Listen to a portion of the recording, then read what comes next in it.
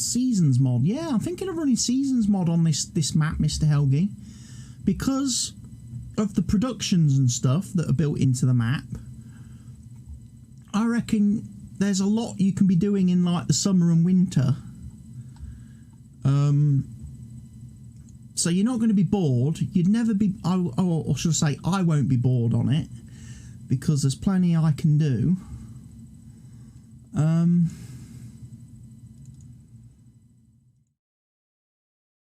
Because, you know, in the summer I could go into the quarry. I could go into the quarry and do some stuff in the quarry, and you know, there's all manner of weird and wonderful different things that I could be doing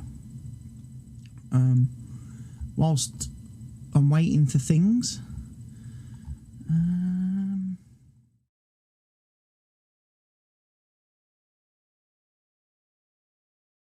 The map is a Slovak Village. That's the map I looked at yesterday on stream, and had a bit of a tour around and had a look at everything. It was the one that was recommended to me by Goza the other day when I was playing on Hofbergman. He says, when I was getting a bit frustrated with all the hand picking up and moving stuff, he says, if you want to play a nice production map without all the headaches, have a look at Slovak Village.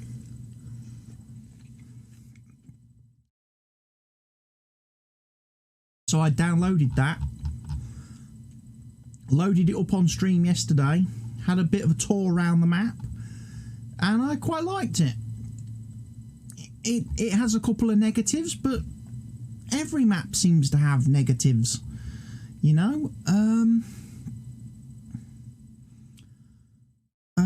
Like I say, the one little bit that did put me off a little bit by the map was the fact that there's a lot of square fields. But that's, you know, I'm probably going to need Lumberjack mod, I think. Because we are going to need to cut down trees.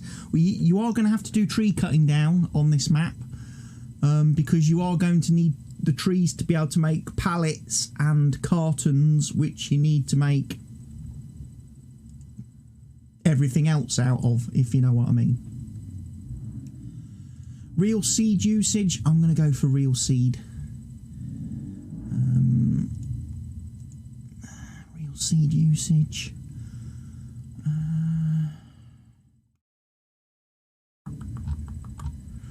I've already got better contracts installed, so I don't think I need any more than that. I've got manure system, I've got vehicle speed sync, sugar beets export.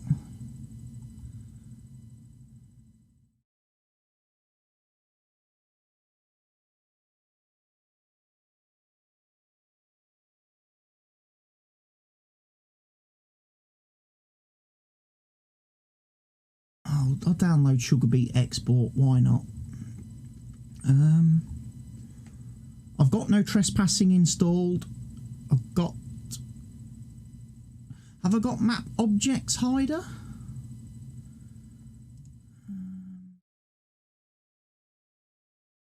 I have, so I don't need to download that again.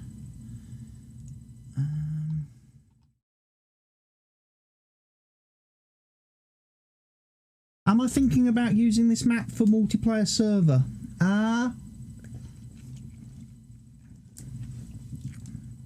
That depends. Depends on what people think of it. If players like the look of it and want it to be a multiplayer server, I will obviously be open to putting it up as a multiplayer map. If players look at the stream and think, nah, I don't like this map, then obviously I won't. I'll just continue playing it in single player.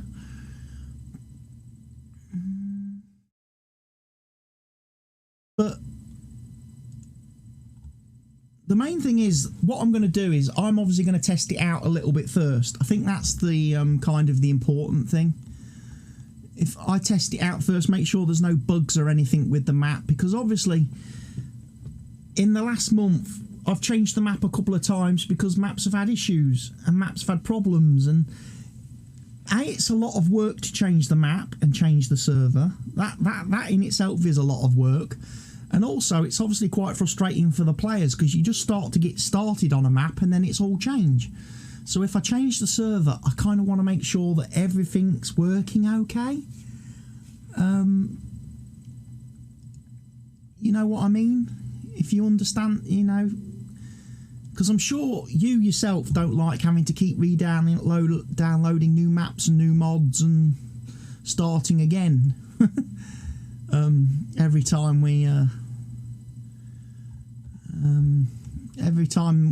I change the map. I mean, don't get me wrong, I love Hofbergman from the farming side of it. I love all like the fields, the field shapes and everything, all the field work stuff. I'm just finding that a lot of the production stuff is just, it's too involved. There's too much involvement for very little reward.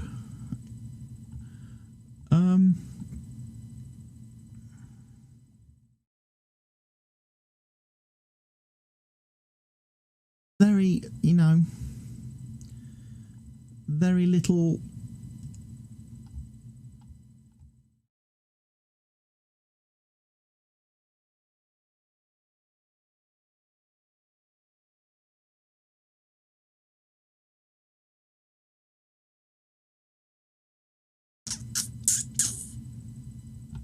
I might give that a whirl as well. That fix attacher joint mod, to see if it makes trailers a little bit easier to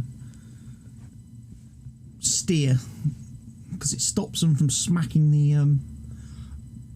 the actual thingamajig. Right.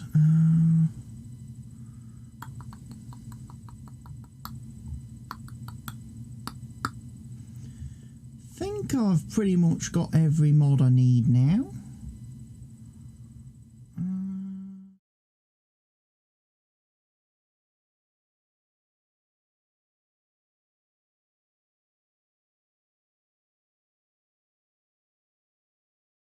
So let's fire up the game, shall we, and have a bit of a look then at this new map. And for those of you that weren't here yesterday, you'll be in for a treat, because you'll get to see the map for the first time. Let me just update the stream title and the game I'm playing to Farming Sim.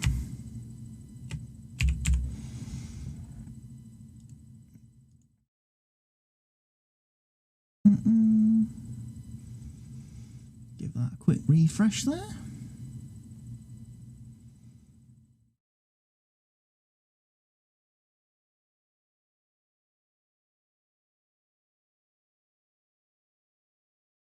I'm just doing the mods. I'm just setting up the mods, Mr. Helgi. I'm just downloading the mods at the minute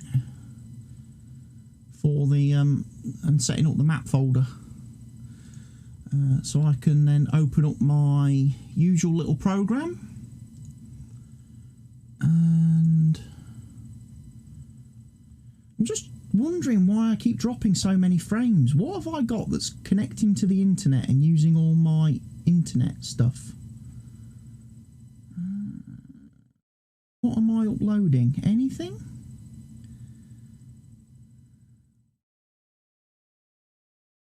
Control, is it cloud backup maybe? Is that doing it? Backup online drive? No, that's all fine.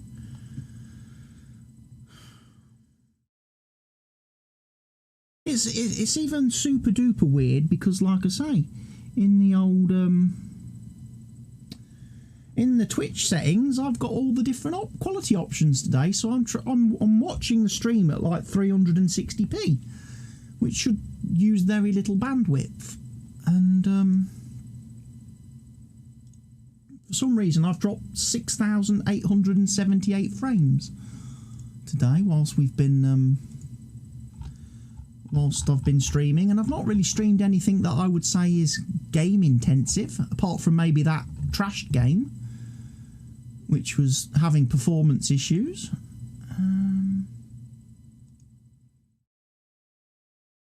I'm I'm not uploading anything in the background. I'm not doing any YouTube uploads, so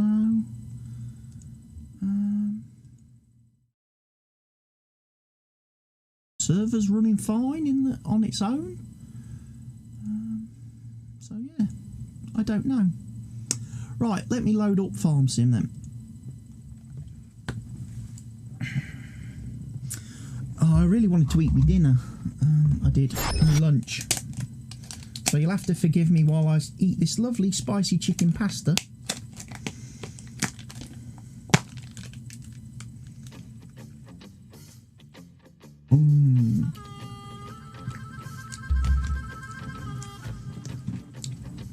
That's a good cup of tea, that is.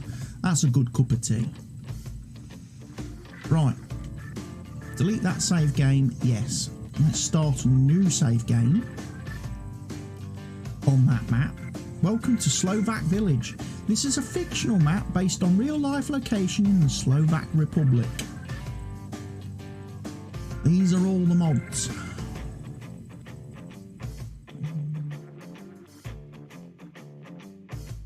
Loads of them.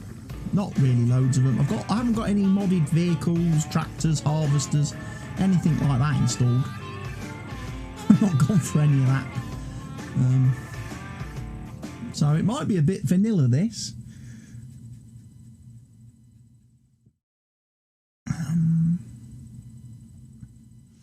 Might be a lot of vanilla stuff.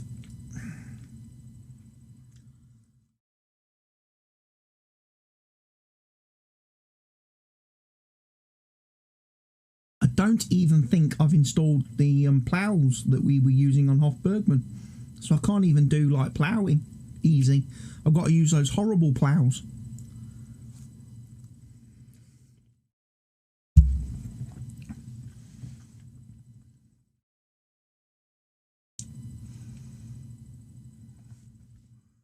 Spring is here, flowers and trees blossom, it is time to cultivate and sow your fields. Course play is installed. Right. First things first, seasons menu, 12 days. Crop damage scale, I'm going to turn the crop damage scale down to 30%. Weed intensity, I'm going to turn that down to 10%. So these are all nice new changes that weren't in seasons last time I played seasons.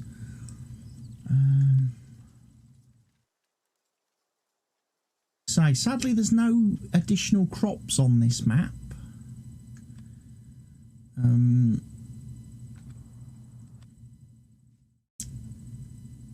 So you've just got all the regular crops. Right, I need to buy some fields and stuff. As well as obviously sell off crappy equipment. Let me just check if I've installed the right mods. Have I got any good ploughs? The answer to that is no. I didn't do the ploughs. I haven't installed any plough mods. Might have to go. Oh, we've got the John Deere 6-metre ripper.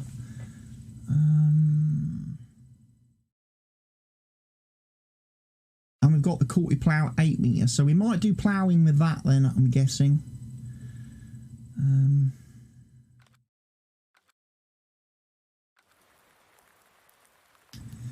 Let me just slow the time scale down at the minute whilst I'm just sorting everything out. So here I am at the farm. Make sure I install the Miner Mark II mod. Definitely. You've got to install that mod. You definitely need that because it's missing. The devs have missed it. The devs forgot to put it in. So until the devs put it in, use the Mark II mod.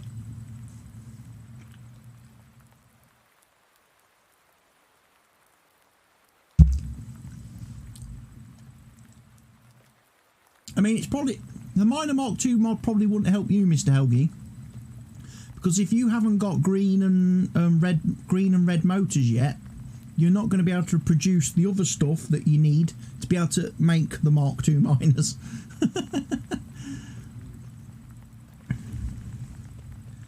Right. So, first things first then. Let's go and get...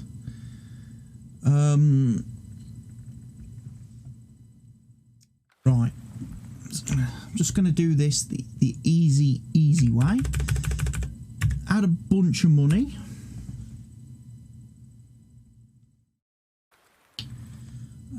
Because I need to buy, obviously, fields.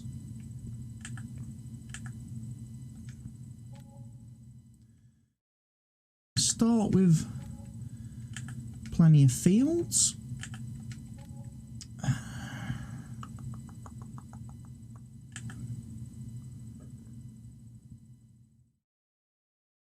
Now that's 112 million to buy that land. That seems a bit expensive. I want the quarry.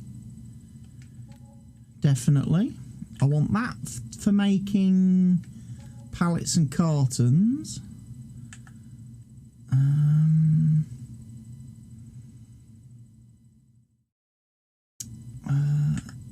I want the animal factory for selling my animals, for making meat. I'm going to have the BGA. Because I want the BGA. I'm not going to grab the orchards yet and start making fruit.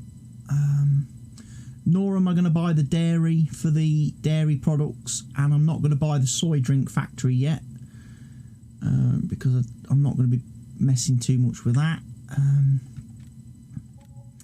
I might as well buy a couple of areas with some trees, because I'm probably going to need to chop down trees to be able to make the pallets and boxes and stuff.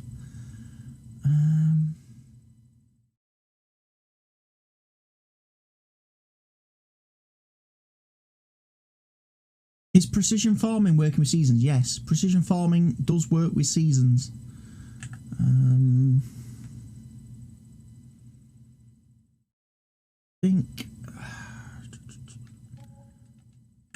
I'll buy a couple of fields, because obviously we need to do some grass. Fields are not all square. No, not all the fields are square.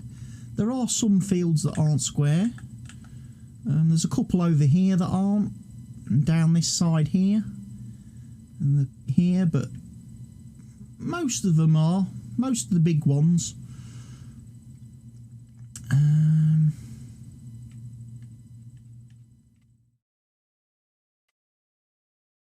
Right, so I need to do some ploughing. But one of the things I want to do first, of course, is...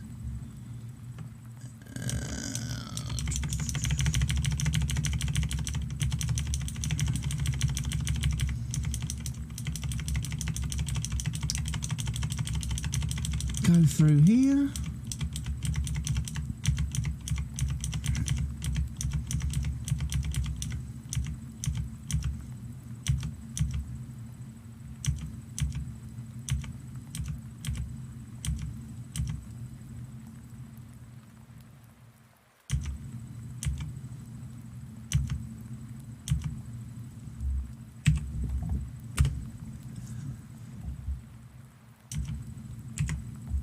If I do that, then that should mean when I come here to precision farming, I can see all the fields straight away. Saves me having to go soil sampling. Right, now equipment wise, we don't start with very good equipment. So as I did yesterday in my little map tour, I'm just going to sell off everything that comes in the map as standard.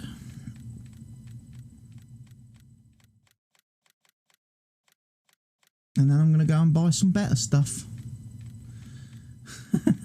He says, let's buy some proper equipment, shall we? If we're going to play this game, let's play it properly, with proper machines. I don't know about selling off. I did say yesterday I'd probably sell the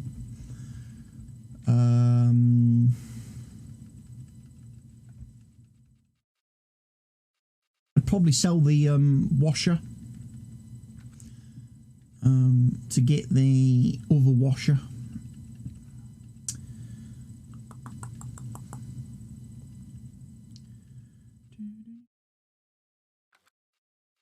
tell you what, it's quite strange playing the game when you haven't installed many mods. You don't have a lot of tractors to choose from.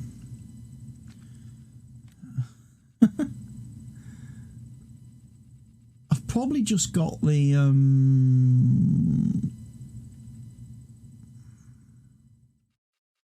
new ones from Carl's Farms, the quad tracks and stuff.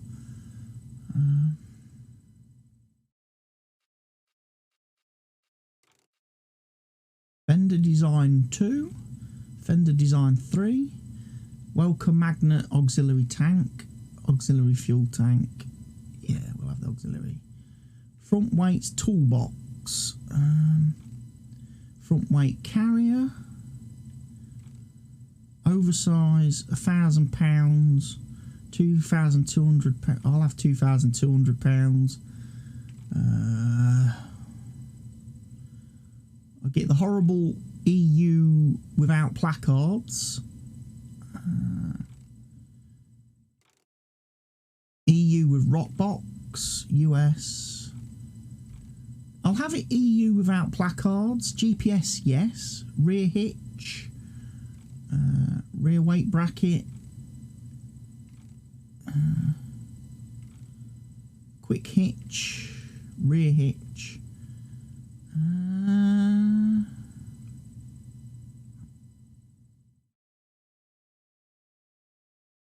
I think I've got to have quick hitch, haven't I? Otherwise I've got no 3-point link.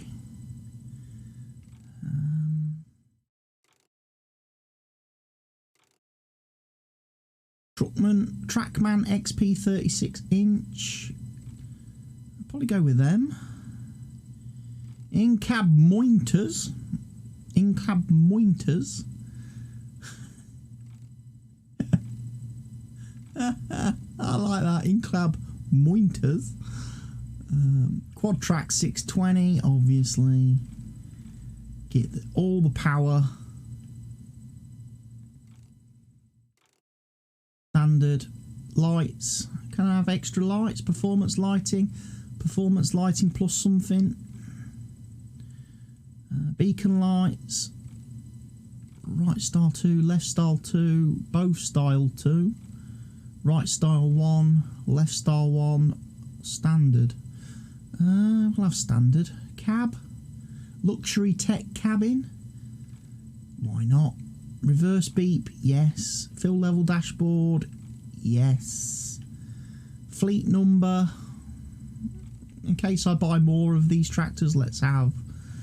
We might buy a couple of these actually. Thinking about it. Let's get a couple. Probably going to need big tractors, so we'll have 3.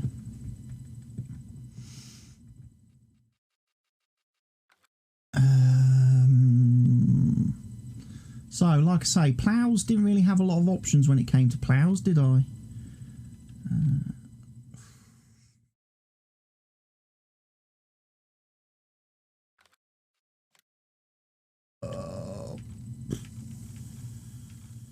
Buy that one.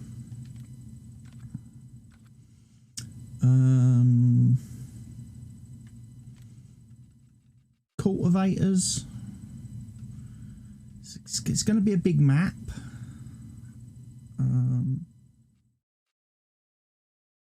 Borjo maybe?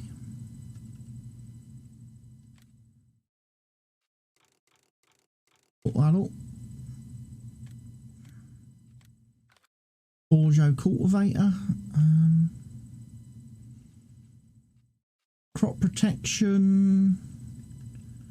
Got a bunch of stuff here. The X-Track.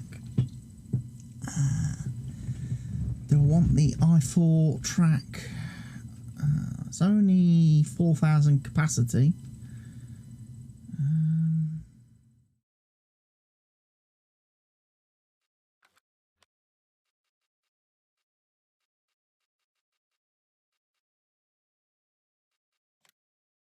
Might get a Rubicon. If I'm going to be spraying after fertilizing.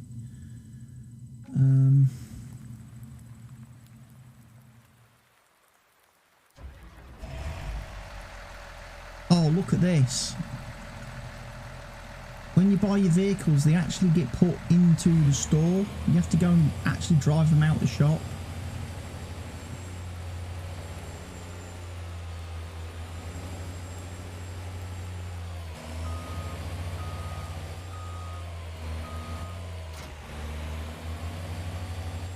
So on the map, I am down here now. So now I need to get all the way back up to our field. Because I need to plough 16, 13 and 14. They're the first fields that start off wanting... I'm going to put the time scale up because I'm running 12-day seasons. Shop. Can you open the gate and let me out, please? Operating hours. Monday to Sunday, 6 to 22.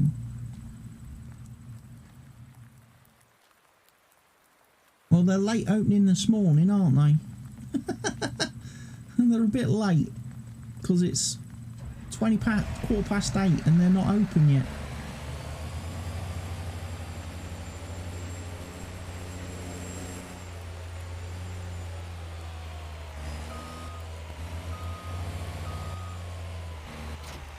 Right, so let's have a look at, we're going to need a seeder or planter, aren't we?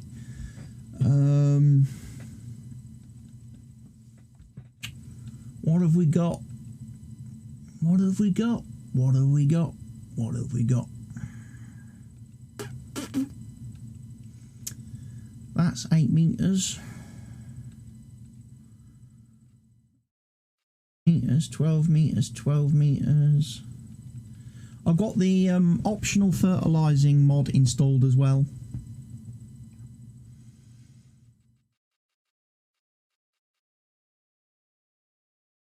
So I can buy seeders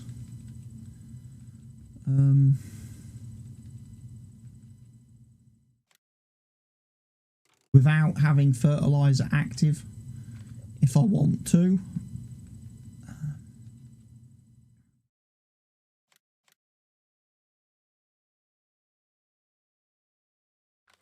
Great big seeders. Have I got the new one from JHGG? I have.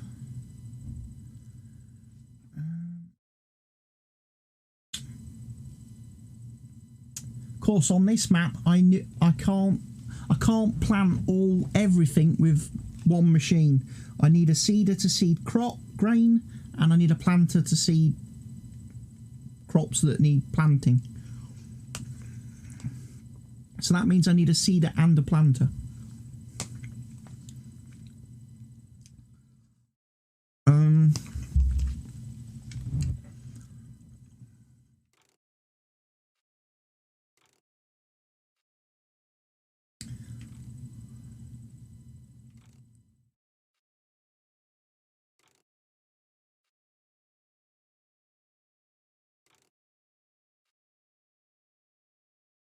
I don't know what's going in here.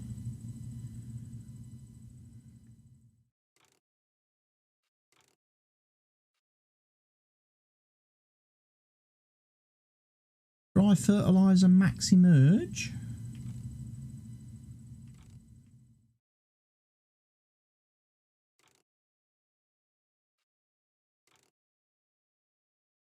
Don't want to bother with ridge markers.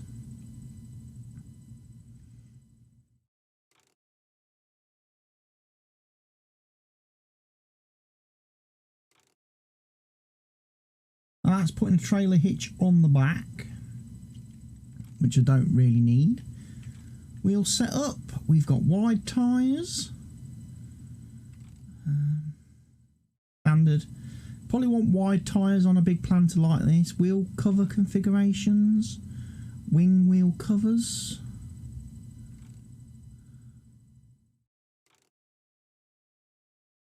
Didn't see what that actually added or not.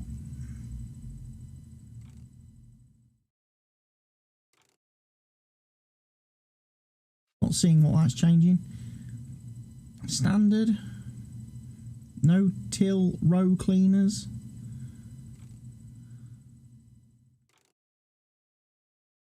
Oh, that seems to put. Does that put something in the middle?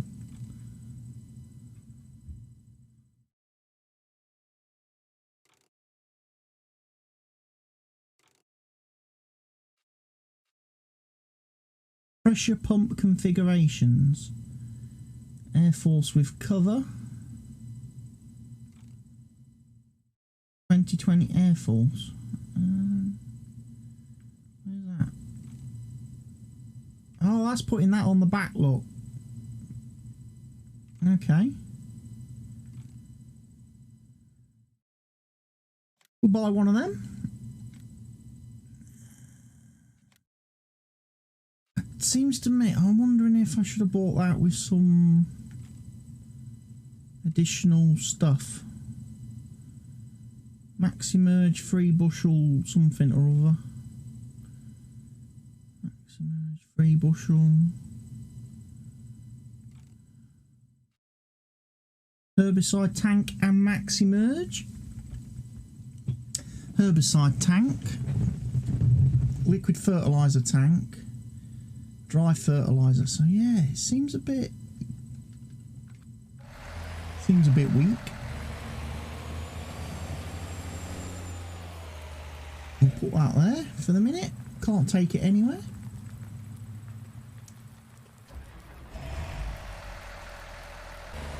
Dun, dun, dun. Oh, this is just wrong, isn't it, really?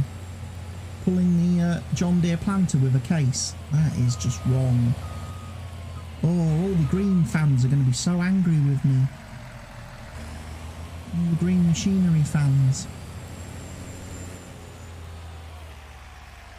Right, I probably want a trailer next, so I can actually, like, transport stuff.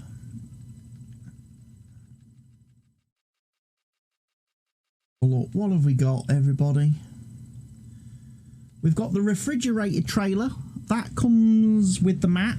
That is for transporting all your fruits and stuff. You can transport that if you don't want to use pallets. So you can load up your refrigerated trailer and take that. You got your lizard underbelly, which seems to do quite a lot of stuff.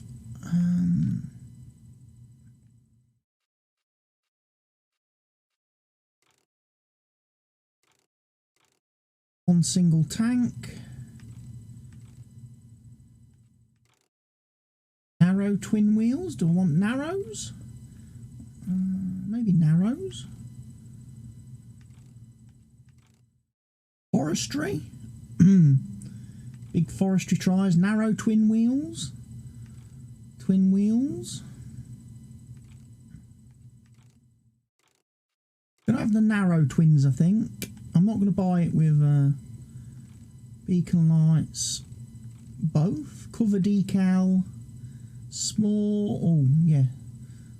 Small, large. Side decal, small or large.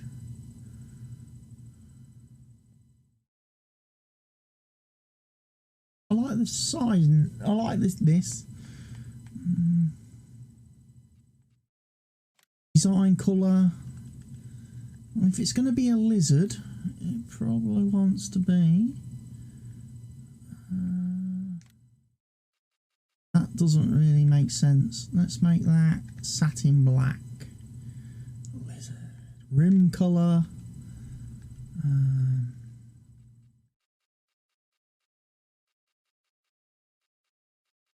I have chrome?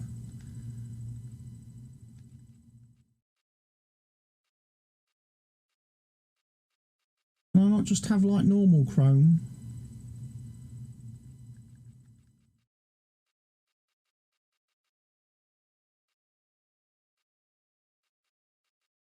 I have some galvanized steel. Main colour.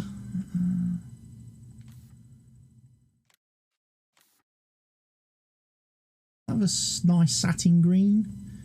We'll buy one of them.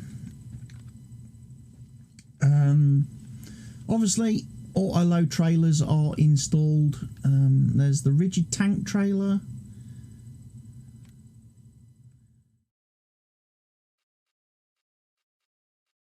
haven't looked at it. Some of these mods are absolutely, totally, completely and utterly brand new, even to me.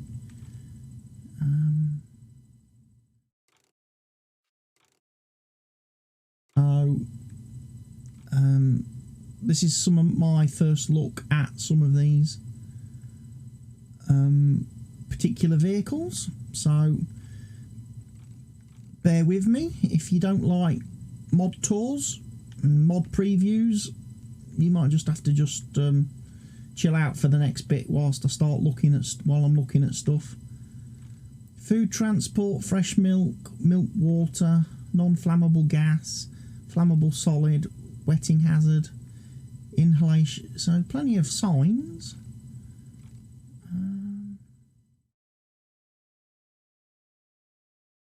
Don't know if this is Manure System mod compatible. 25,000 litre for a tanker trailer though is not bad. Tipper trailers are used to transport the harvest.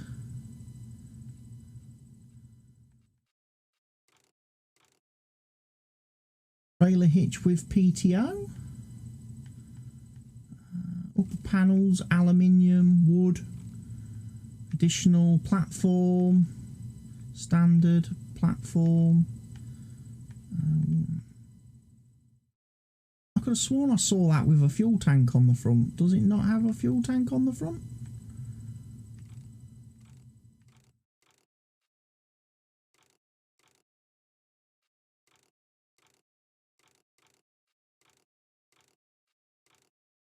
Fuel tank. Yeah, you can get it with a fuel tank on the front. That's interesting. Coupling for trailer. Coupling for trailer and PTO. And fuel tank. Oh, okay. So yeah, you could use that as an additional fuel tank. Then obviously there's the 48-foot tanker, which you've seen if you've been watching Eureka Farms. That's a great tanker for putting lots of water in. And you do need lots of water on this map because a lot of the production factories require water inputs. As far as actually unloading crop, I don't really have a lot of trailers.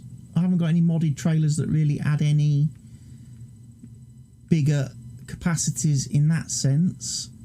I mean, that you strap onto the back of a tractor. You might use something like that, I guess. I mean, it's 43,000 litres. It looks like it wants to attract to a tractor though. Might be one of the John Deeres. That'll be 60,000. Could get one of those for putting crops in. Run it, pull it with a tractor. Auger wagons. Got the grain storm. Yeah, we'll have the grain storm.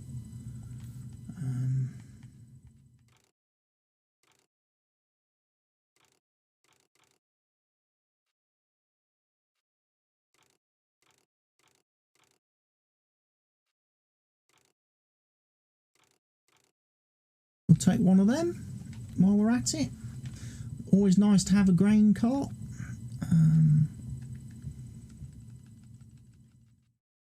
Loading wagons. I don't even think I've got the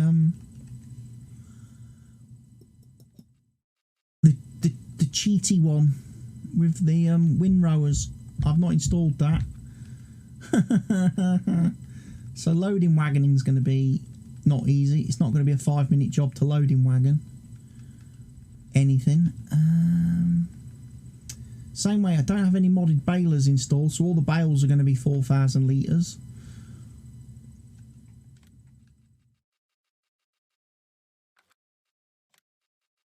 Haven't got any modified animal trailers. That could prove a little bit interesting when I'm trying to transport animals to the abattoir.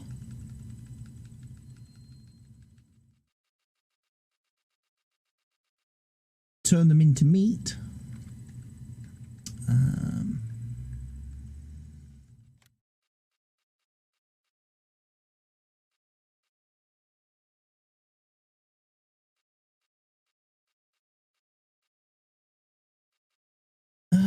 there's that trailer there, which is the, yeah, that's the Millennial Farm, actual Millennial Farmer.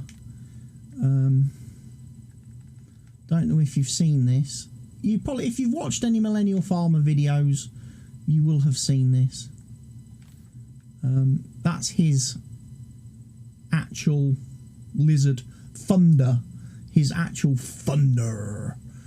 That the company, Thunder Creek made him his own personalised one, which obviously has his logos and stuff on, and obviously has Thunder spelt with several R's because that's how you spell thunder. Oh, I'm going to need one of them. Forgot seasons. And yeah, they give you this. The map comes with this one, this 10,000 litre one. I don't know whether you need this one to fill the machines. I wonder if that's why the map includes this, whether I do need one of these to fill the production machines specifically. So might have to just keep my eye on that. Got my belts.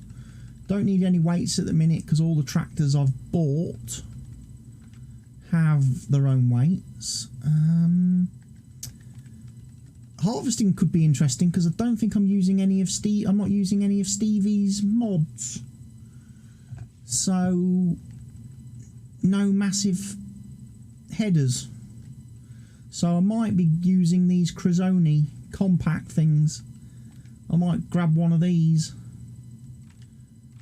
for whatever vehicle I decide to put it on. Same with the corn headers. I'm probably not using a modded corn header anywhere, so might end up going for the 7.8 metre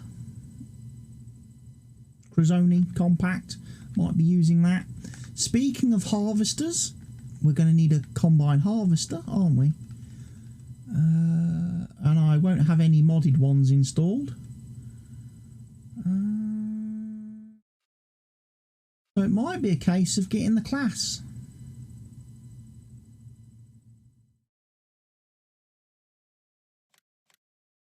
We might go for a class harvester.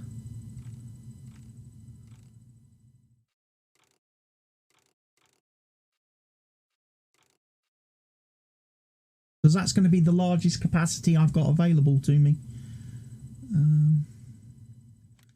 I might grab one of those and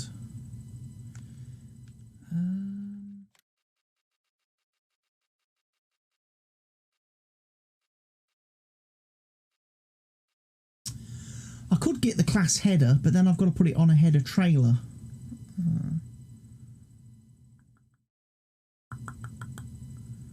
And I've got to muck about putting it on a trailer, taking it off a trailer, putting it on a trailer, taking it off a trailer.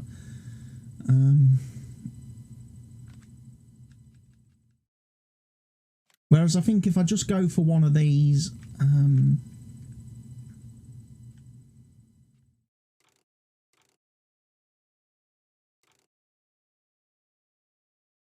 that's going to be fine. I don't mind harvesting at 7.2 metres. I can live with that. Worst comes to worst, I'll get, if it's harvesting's too slow, I can add a other harvester.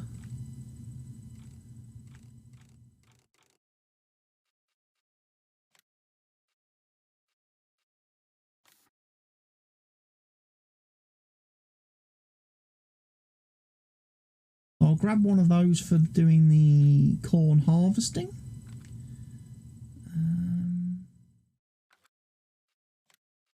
I got the one for doing the...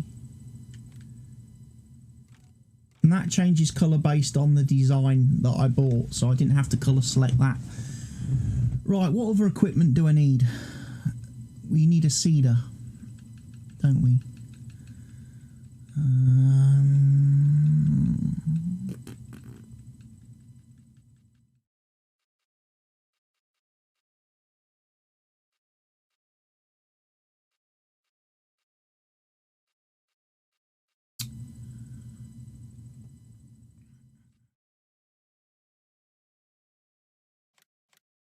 that's going to be 8 meters.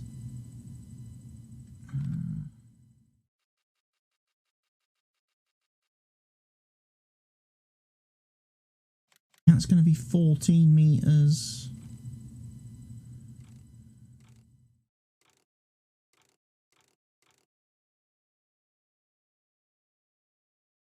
I'll go with one of them.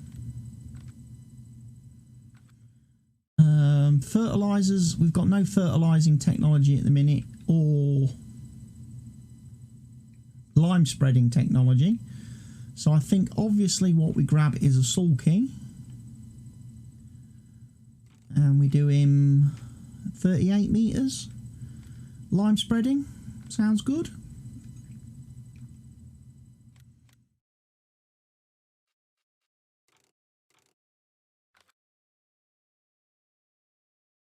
Spraying, like I say, probably do with a Rubicon. Manure spreading. Do we need a manure spreader?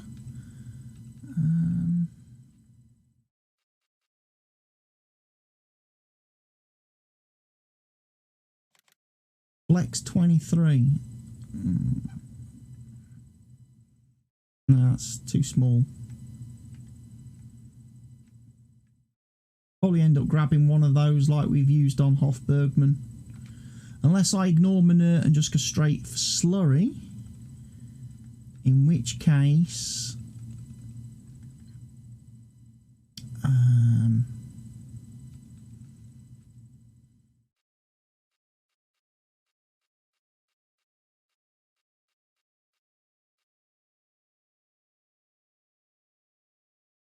there's the Modelo.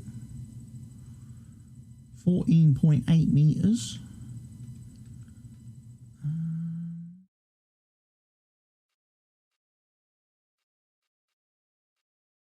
There's a Premium Integral 2 by Stevie, which is a 30 meter slurry spreader, which has 120,000 litre capacity. Or I can get one of these trophy hopper thingies.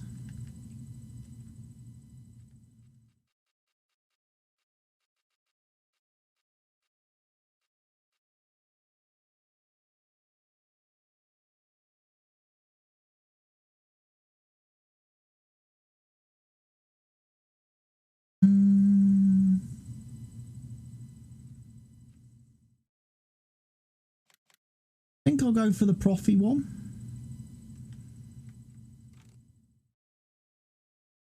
Intake pipe, standard intake pipe, standard intake pipe.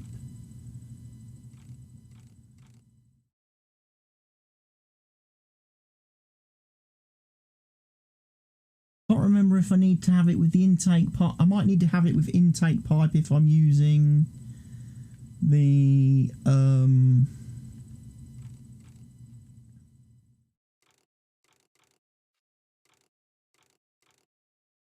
if I'm using it with the manure system mod. So we'll grab one of those. That can be our manure spreader.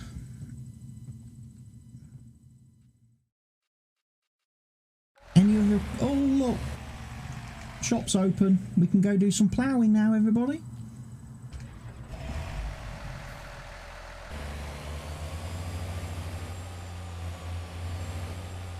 Can't even remember if I've got Follow Me installed. That would have been useful, wouldn't it?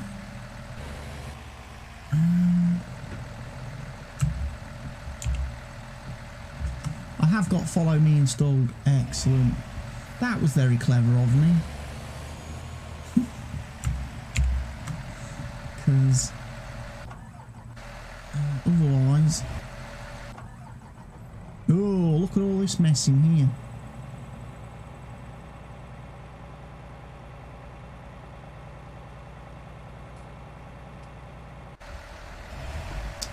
Right.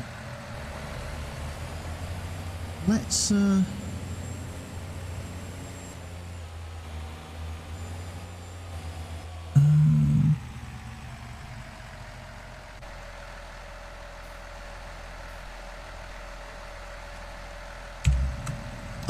I don't know if Follow Me works very well with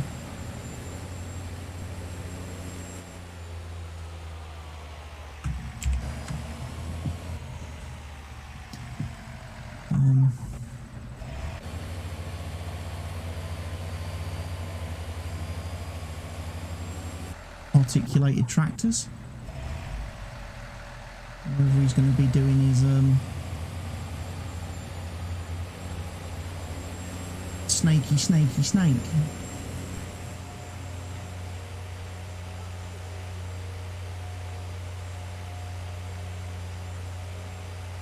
You do the hippie snake. The hippie snake.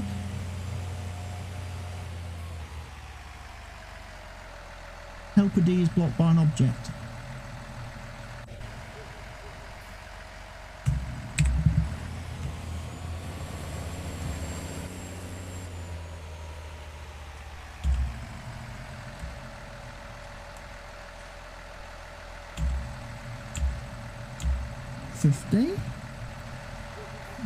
Control Q.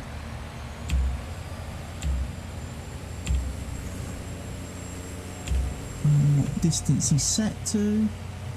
He might want to be 50 as well.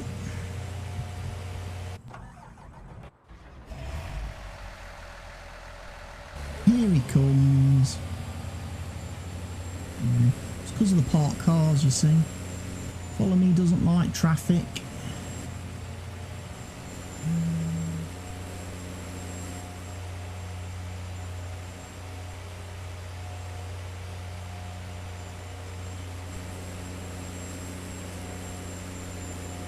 Probably should have turned traffic off on the map if I'm using follow me or course play or any of those things, because they really don't like the AI cars.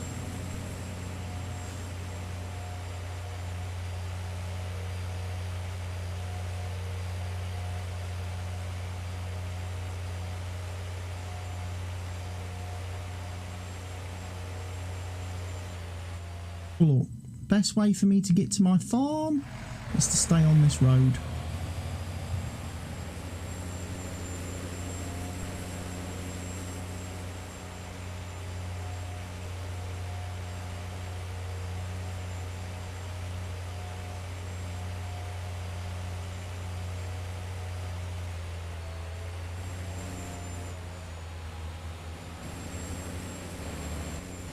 That's going to be a problem.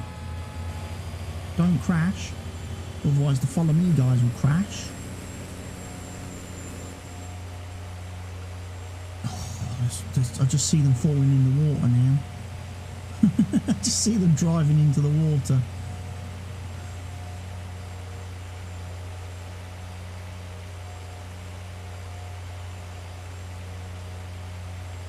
I think I'll go up here, and then if I go down here, we are at our farm. So this is the first field that is needed.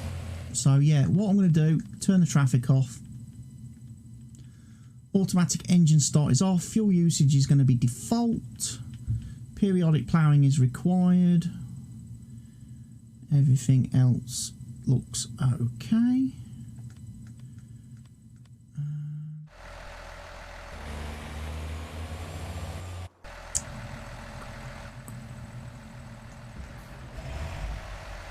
Did you get to? You kind of got stuck here, didn't you? Okay.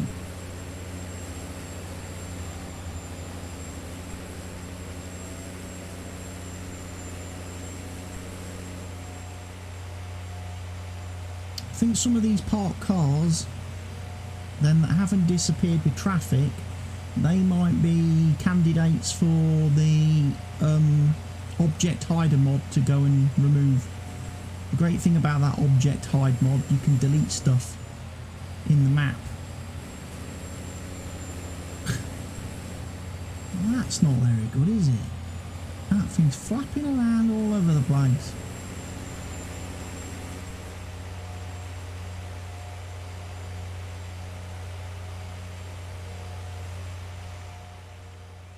Strange, this DB90 planter. I've not seen one that looks like this before. I'm so used to them having tanks on them. All the other modded DB90s I've seen have had tanks on them.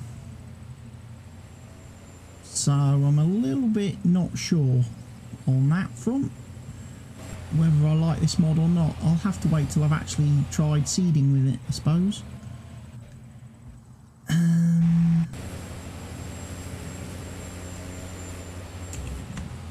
Right, you sir, because you are cultivator, you can go straight and do field 11 for me, if you would be so kind.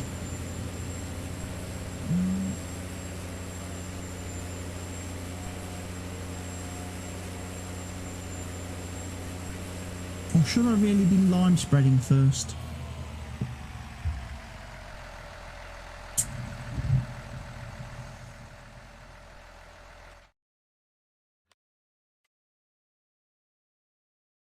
To be fair, the pH values look okay. Nitrogen's maybe a little bit bad. Probably do with a little bit of lime spreadage.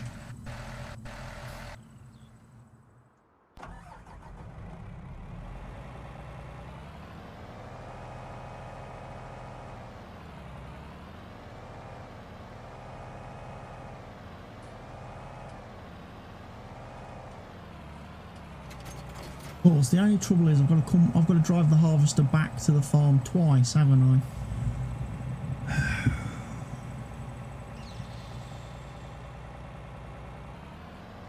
Because I can't transport both of these headers at the same time. Not to worry. I don't know if I can reset vehicles and equipment and it goes back to the...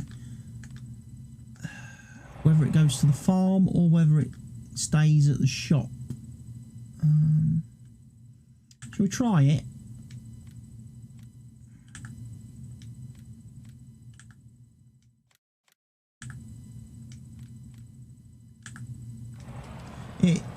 When you reset equipment, it goes to the shop, it doesn't go to the farm.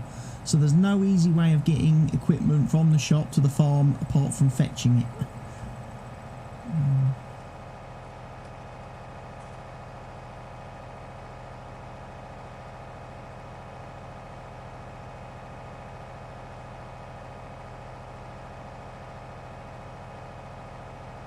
But I will need to obviously get some more tractors anyway, because we need more tractors. We're going to need tractors to pull the grain carts. We're going to need a truck to pull the trailers. The trailer, we're going to need tractors to pull the slurry tanker. We're going to need a tractor to do the lime spreading. So there'll be plenty of equipment. And the good thing is, the farm on this map has plenty of room for equipment. There are loads of sheds. There's loads of places to park stuff. You're never going to have a shortage of stuff. Of where can I put something. Because this farm has tons of sheds. And vehicle storage, equipment storage.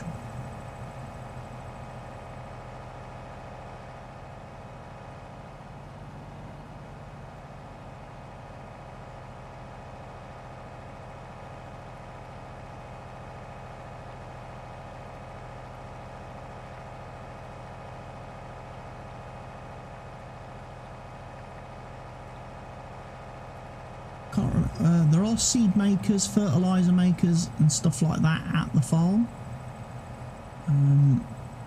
There is a few bits and bobs. Some of it, like I say, when I was looking at the map yesterday and I was a little bit confused by some of the equipment, some of the machines. I was like, because like they've got different covers and stuff, and I was like, why do I need to open the cover?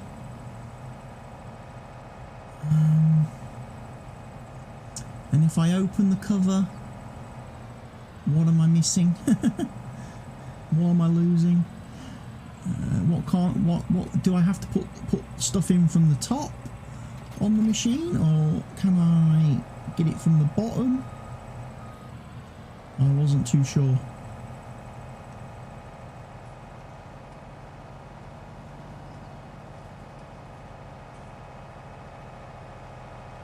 No, I'll go back and fetch the other combine header, and then, like I say, truck to bring the trailer over. I might need to bring some seed.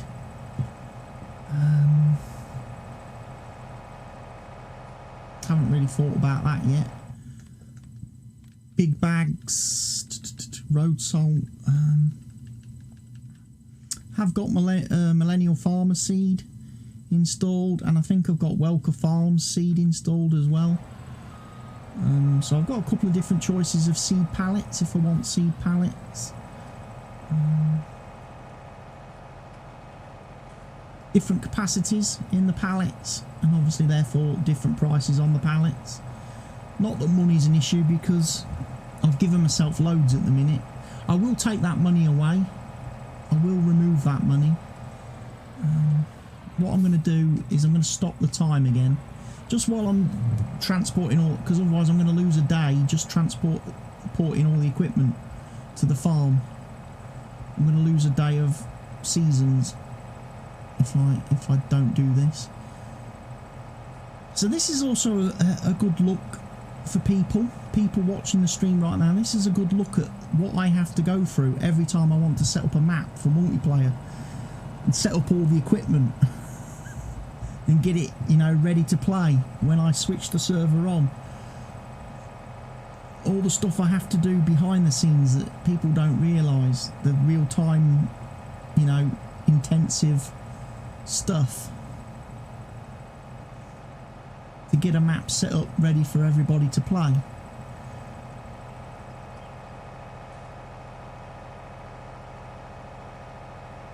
Certainly this map, setting up the equipment on this map is difficult, because like I say, you don't have the option to reset the equipment back to the farm. It only resets to the shop.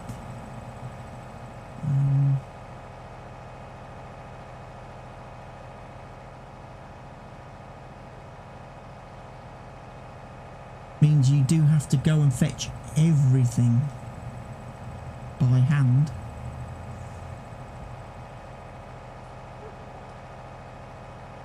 Well, I'll grab the header. I'll grab a truck. And then I'll get a couple of tractors to get some of these other bits of machinery. Probably going to need another big tractor for the seeder, I think. Would be maybe another one of them quad tracks would be good for the seeder. Have another one of them spare maybe.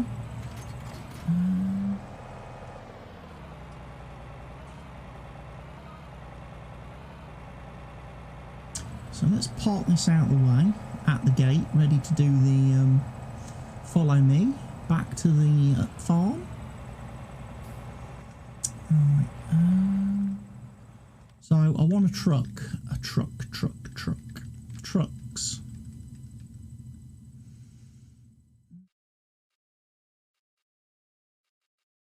I think these are hook lifts, if I remember right.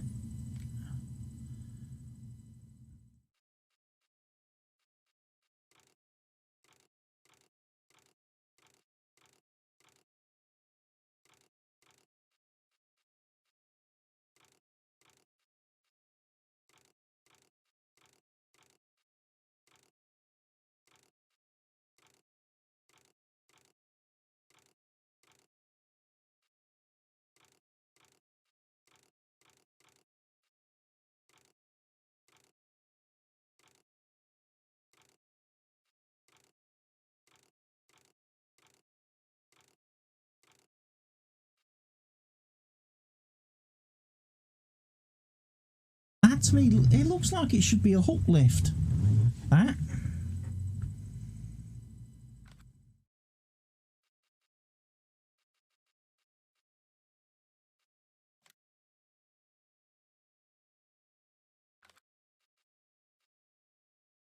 Unless I'm missing something. 82's attachments. Rigid rollback. Rigid dumper. Rigid box. And there are those.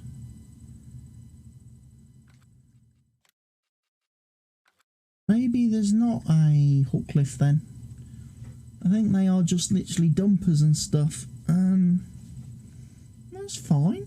If I wanted a truck that could have all different things on it.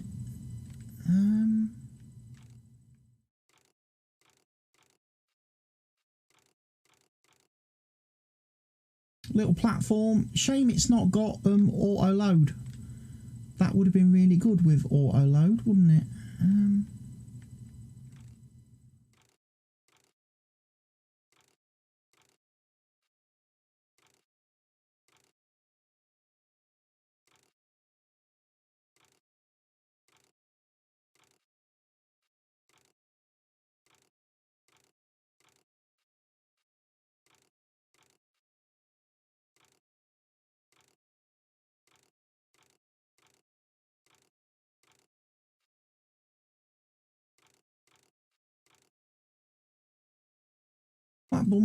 Flat bumper with lighting.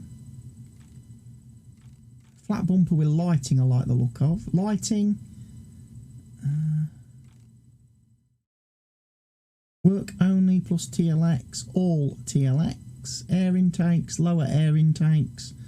Visors, custom with lights.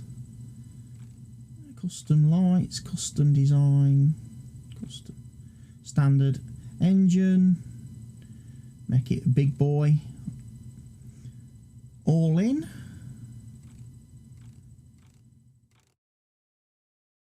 Rack with all lights. We'll have a rack with all lights. Exhaust. We'll leave that standard. Rim colour. Dark steel maybe. Aluminium. Chrome. Design colour. Racer red. Main colour. Main colour race red. Design colour we'll probably have pearl white, I think. Buy one of those. I'm going to buy two of those because I'm going to need one for a tanker as well a little bit later on down the road, so I might as well get it now so I don't forget what option I went for. Getting this trailer out of here could be challenging.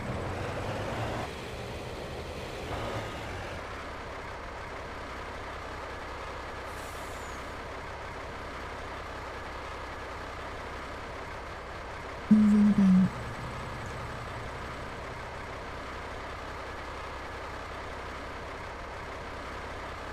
I think that was the window, wasn't it?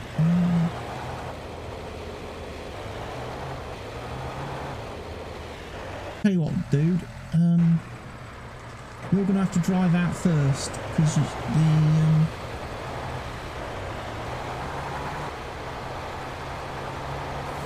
I forgot this trailer doesn't fill with its wheels.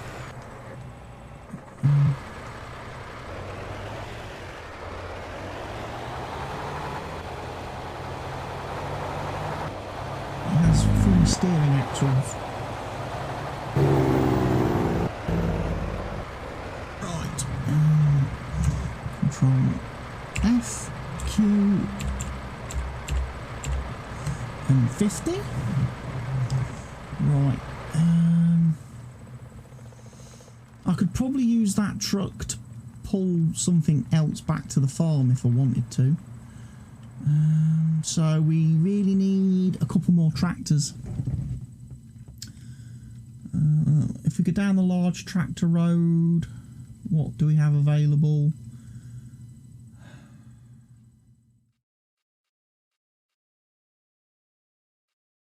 A 8R, 7R, no 9R. The Xerion, class Xerion. Do I want to go with class tractors, do you think?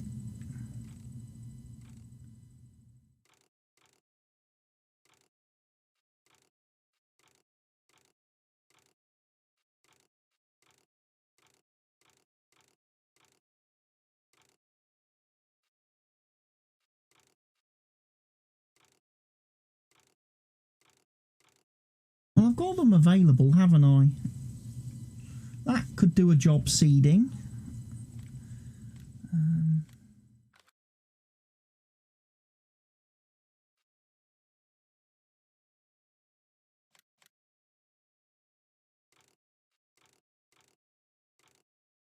We could get a 900 series. A little bit smaller, but could definitely pull a trailer.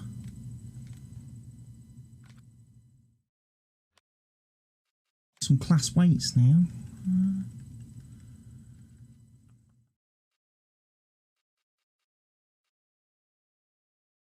1800 for the...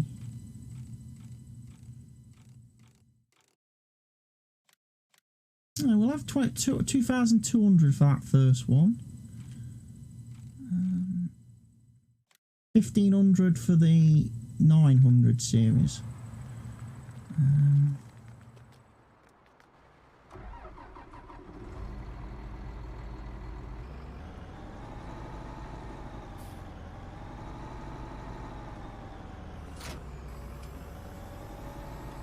At that.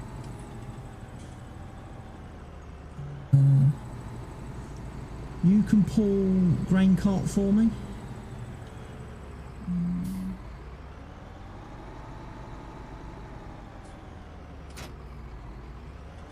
That makes sense.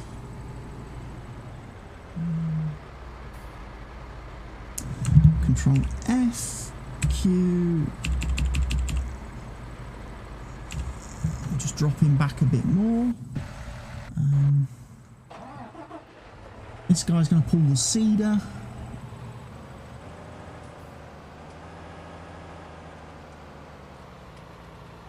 Is he? Is he going to pull the seeder? I hoped he was going to pull the seeder.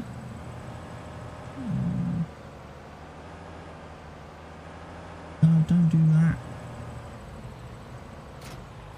Yeah, I thought for a minute there it wasn't going to let me attach the weight.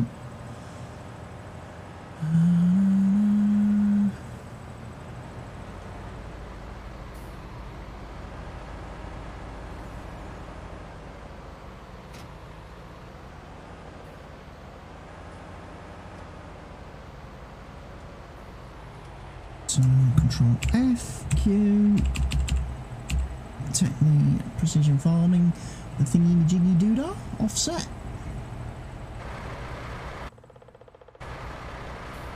Let's drive these down the road a bit.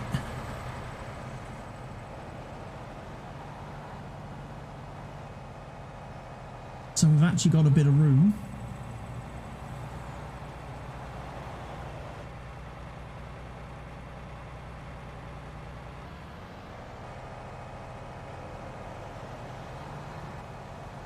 Get some more equipment out.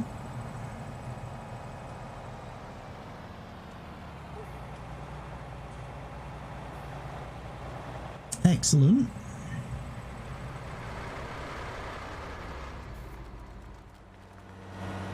Right, so I need something to pull the sulky, the fertilizer spreader, and something to pull the manure, the slurry spreader. What tractors do people recommend for those?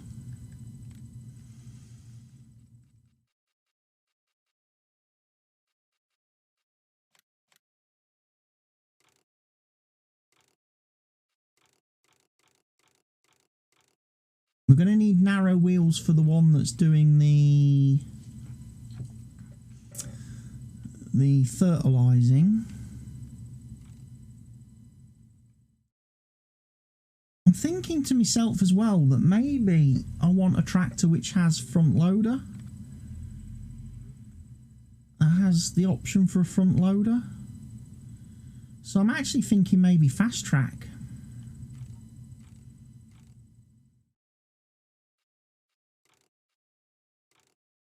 I'm thinking maybe fast track.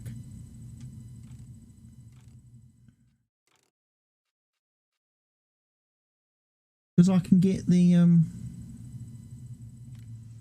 front loader on it. So if I need to pick anything up, if I need to shovel anything, if I need to scoop anything, we've got a vehicle that can do that.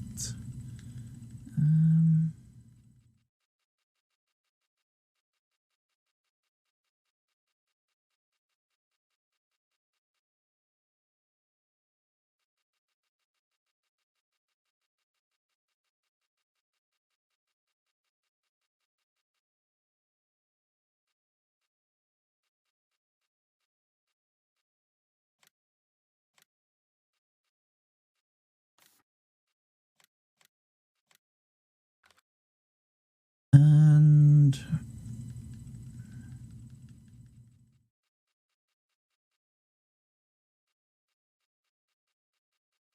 have we got any big buckets? Like, you know, real big, heavy duty, can pick up lots of stuff buckets.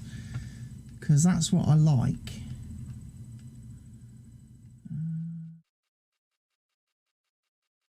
Possibly not. Might get the big bag lifter though, because that's really good for moving pallets and stuff, isn't it? That is really good.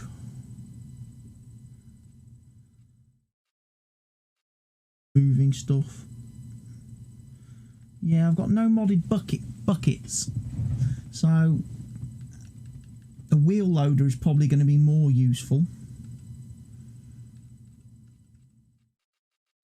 for scooping up things. But the big bag handler is going to be good for moving the pallets from the productions. So still worth having that, I think.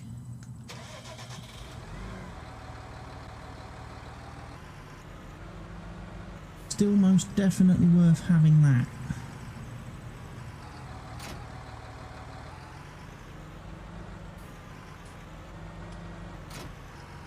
Like I say, this thing can drag grain carts around. It can do all sorts of stuff if I need it to.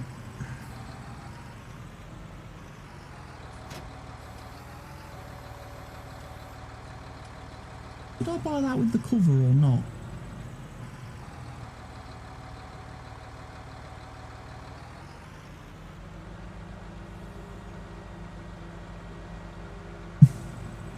Shall we modify the sulky, everybody, and actually get it with the cover on? Because I clearly didn't buy it with the cover on.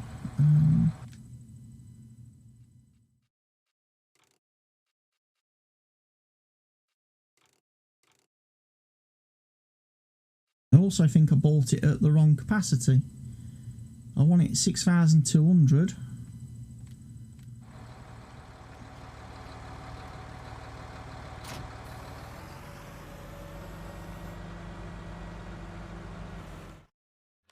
Shall we get some lime while we're here?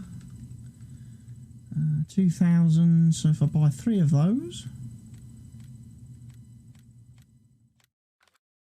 that should...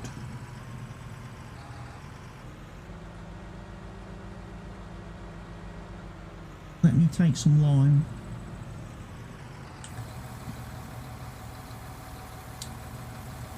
Back to the farm with me to spread on the fields.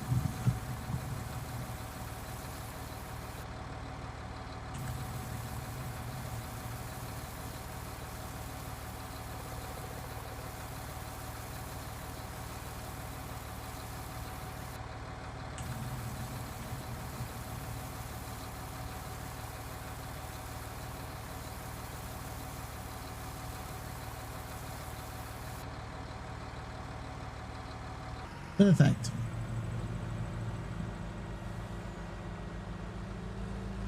Right, so one more tractor needed at the minute.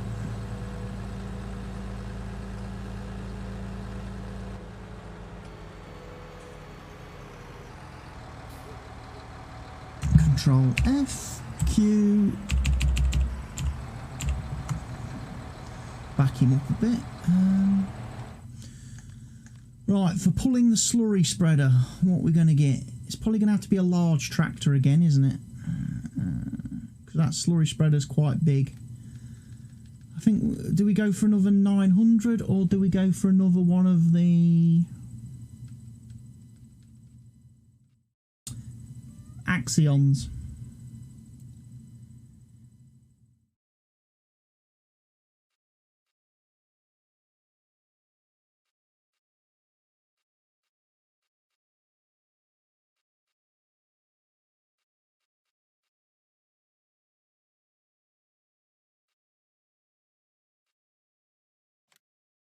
Or do we go for one of these narrow frame Steigers?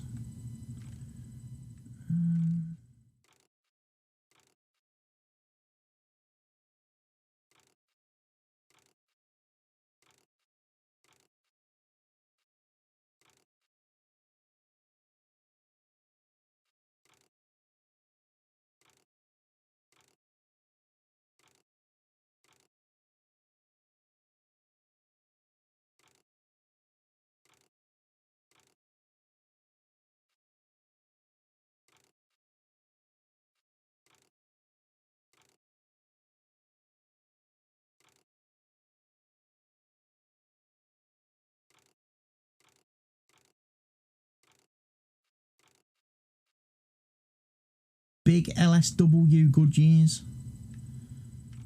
I might go for the LSWs, you know. I think that looks good on that.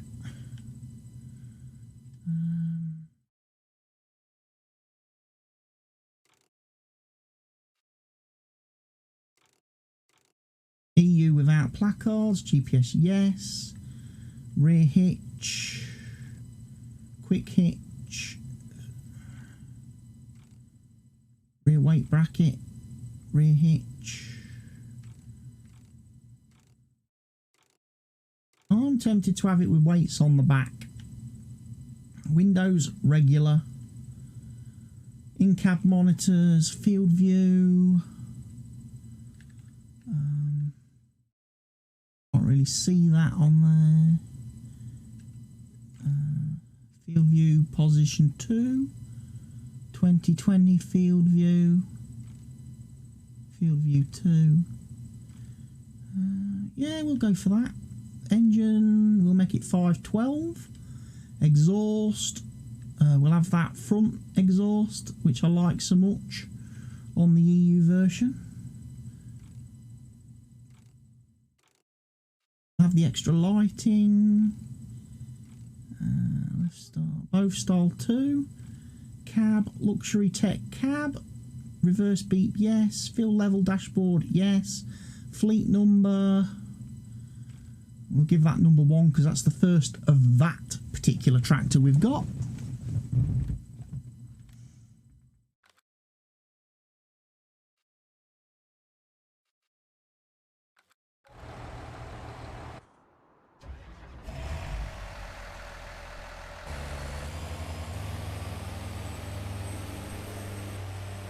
Right, that's a whole bunch of equipment bought.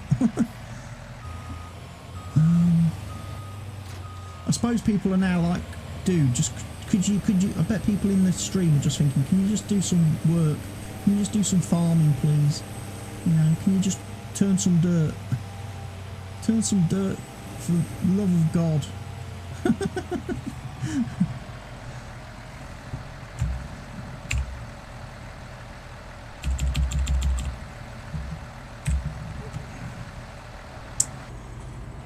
Right, let's bring all this, yeah, tanker, you see. I thought about getting one of these little shuttle tank things. I did.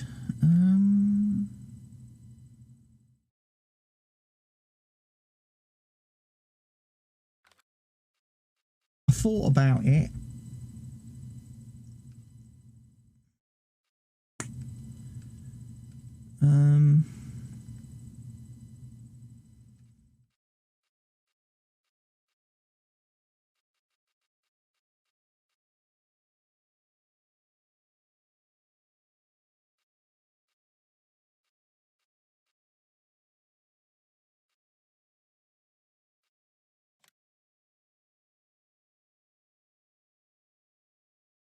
I'm going to get one of those as well. Decided. Obviously we've got the big boy there, but I don't really want him.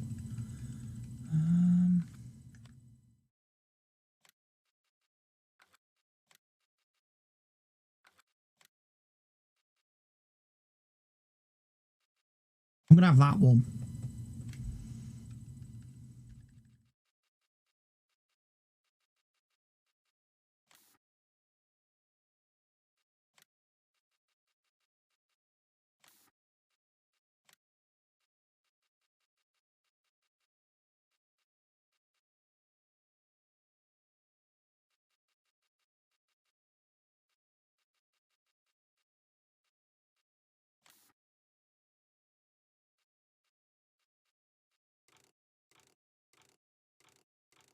Multi-product, wheels, stock. Going to have the Nokian Heavy Duty HD, fenders, all illumination, all attachers, trailer attachers. Do I want trailer attachers? Might as well have trailer attachers. Don't know what I would use them for.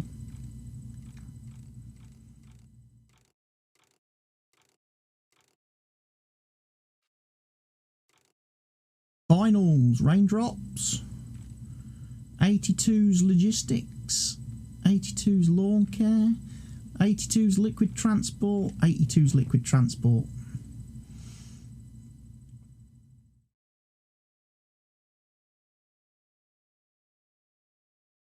I'm just wondering if I should make that look more like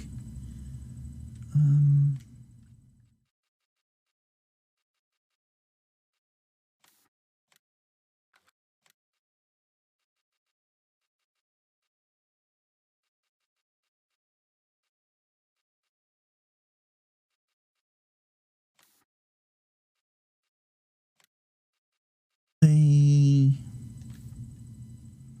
actual truck that's going to be pulling it. Probably want to do that, don't we?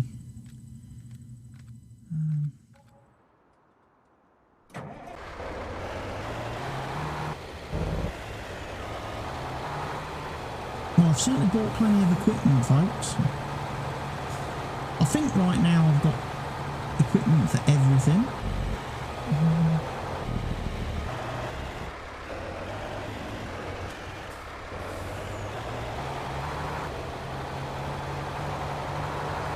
That I need to do possibly at this moment in time.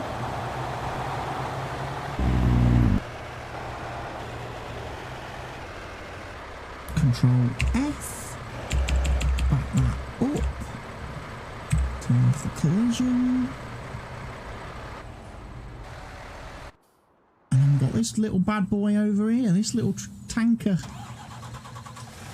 I don't know if he's going to be useful for anything. Probably should get a hose for him though.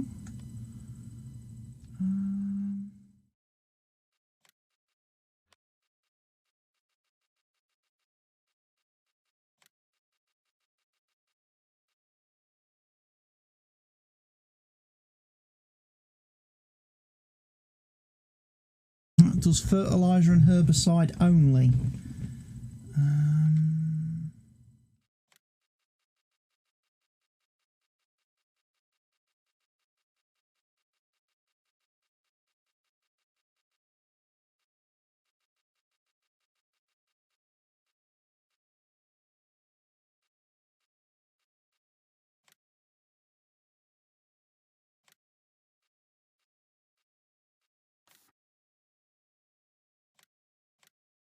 Buy one of those, and I'll probably need to get another hose.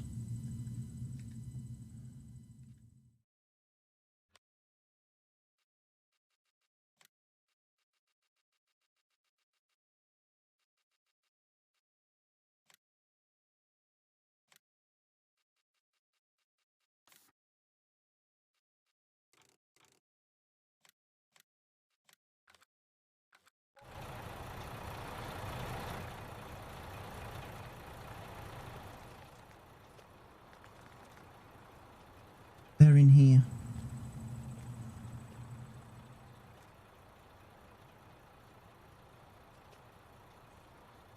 Pick up object.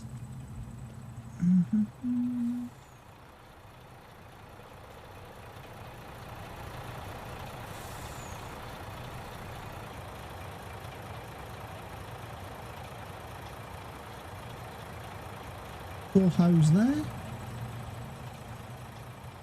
Go get the other one. Put it on the other side.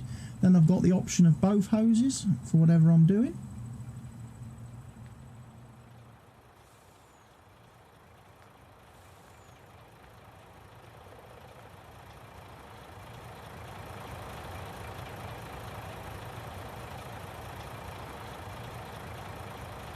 There we go. Hoses are stored. all is good. As I say, don't know if I'm going to be using this particular vehicle very much. Whether it comes in useful for anything. Control F. Change the distance. Turn off the thing. Turn off the doodah. Right then, ramblers, let's get rambling. Convoy, back to the farm.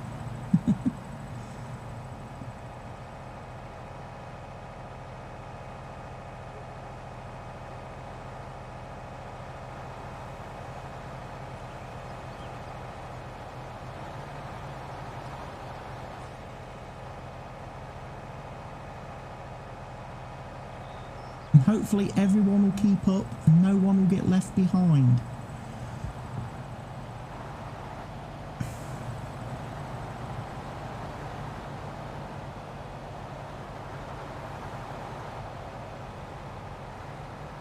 Though I kind of am putting them to the test on this, aren't I?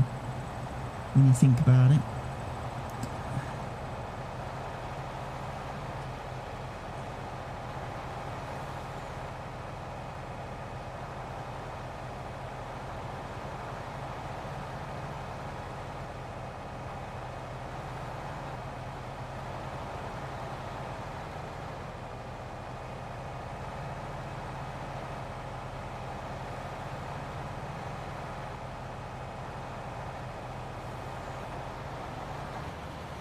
Notice the money's ticking down. That must mean the workers are getting paid.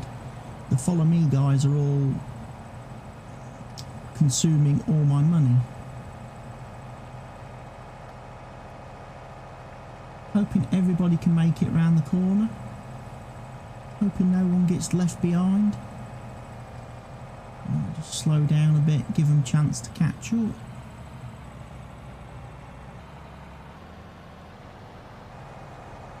Why I led with the harvester, because the harvester's not the fastest machine, so I figured the chances of me losing anybody on the way would be quite small.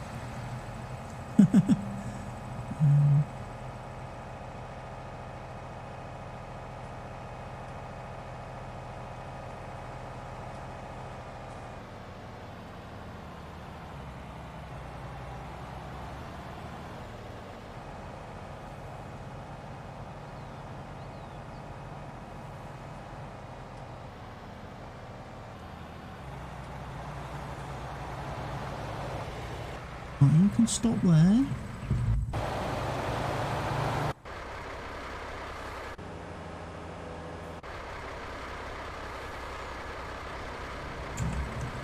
You could stop there.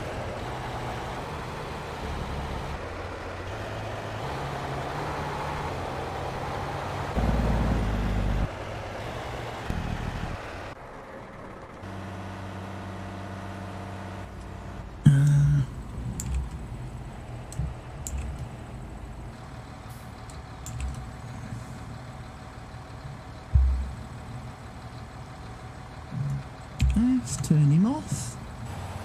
We're still coming. Okay. Well, follow me worked, didn't it? This is what follow me is very useful for this. For getting all your vehicles back to the farm.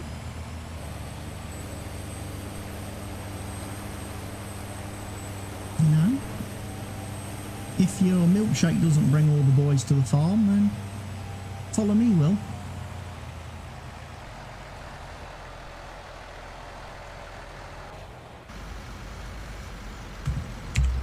Thank you. I'll just stop you there, sir. You can come over here now and park up in here.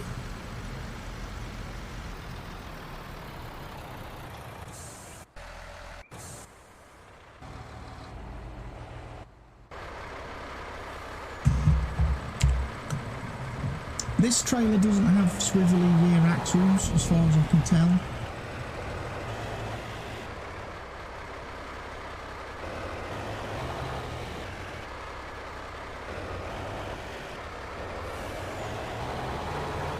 So unlike the actual trailer that does the crops, which has swivelly rear wheels. This tanker doesn't have swivelly rear wheels. I wonder if the mod author will go back and add that to make it a little bit easier to drive this big tanker around maps.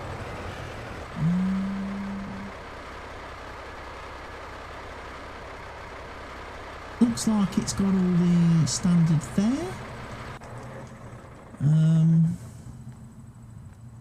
On this particular machine, when you want to connect your hoses and stuff, I think there's a thing here for that.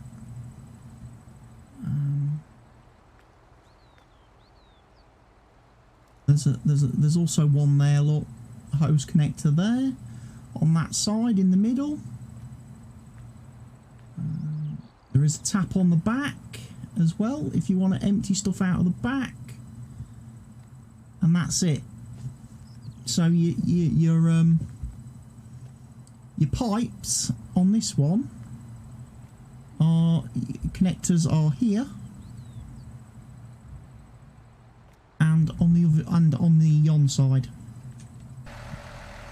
Anyway, folks, let's now actually do some farming. So let's put the time scale back on.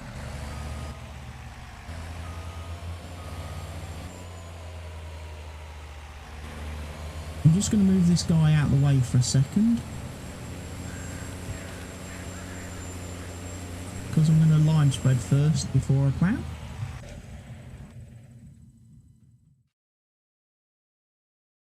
Mm-hmm. 13, 14 and 16, so yeah, we're going to lime spread those fields first.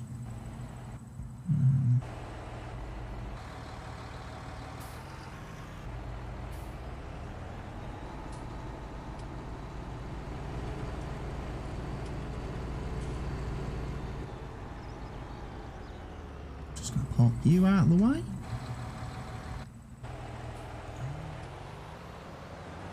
You're a seeder, which has not much no seed in it yet. Didn't think to buy seed, did I? That was a bit of a silly one. I have got a ramp up there if I want to get out, and I've got I've got room to turn around in here if I need to get these vehicles back out and get them positioned somewhere a little bit better.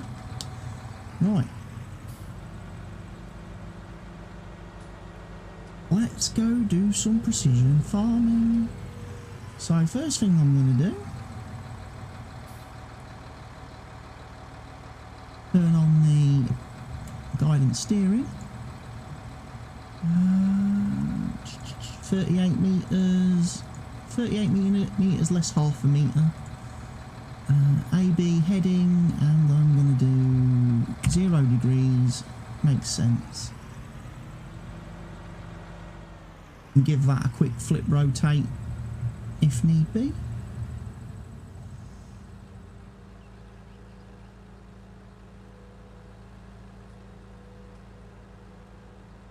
Couple of really nice long fields. These probably are going to be absolutely perfect for doing your root crops on, I would have thought, if you are inclined to do potatoes and stuff. And you want to get into that. And sugar beets, these little long narrow fields are probably quite good for that on this map. Of course, the problem is with seasons, you've got to rotate. That's the only thing. You've got to do crop rotation.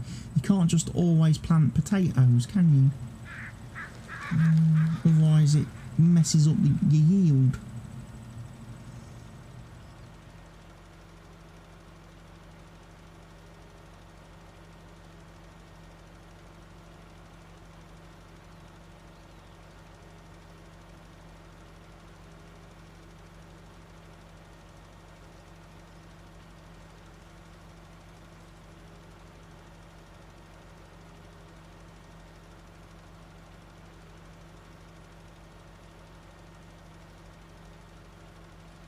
I didn't look at the soil map very closely.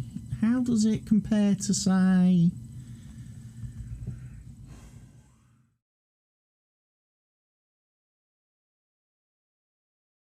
I don't know whether this map has its own soil map or whether it's just using the Giant's default one.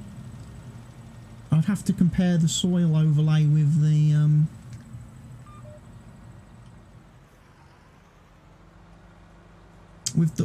one on Hofbergman is Giant's default, because Hofbergman doesn't have a soil map. So I wonder if the fields have got the same soil types. These definitely look a bit sort of like maybe fields, the fields you started with Hofbergman.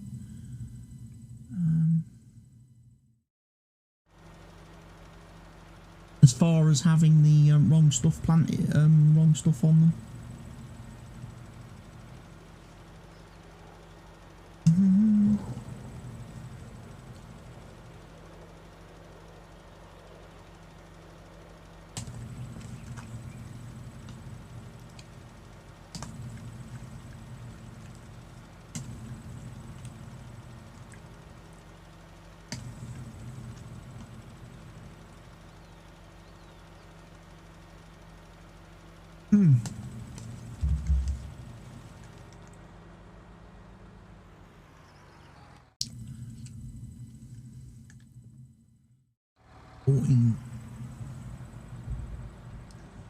Forty needs to be fertilised, lime spreaded.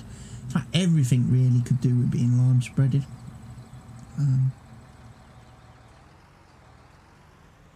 All the fields will want to be lime spreaded, but then I need to buy more lime.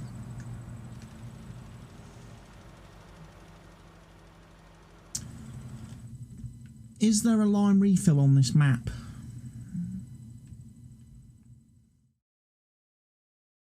Silo. Lime station is down there near the shop. Might have to take a trailer back there.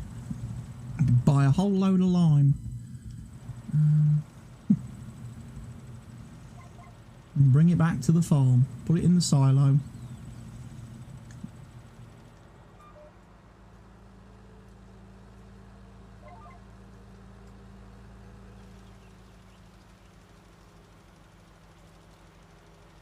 Because I'm going to run out right now.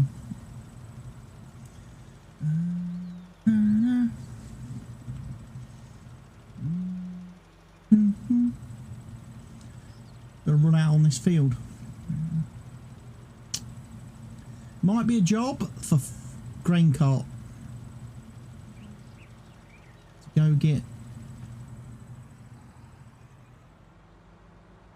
go get a suitable amount of lime. So where did I just park that grain cart? Over here. Let's move that tractor out of the way.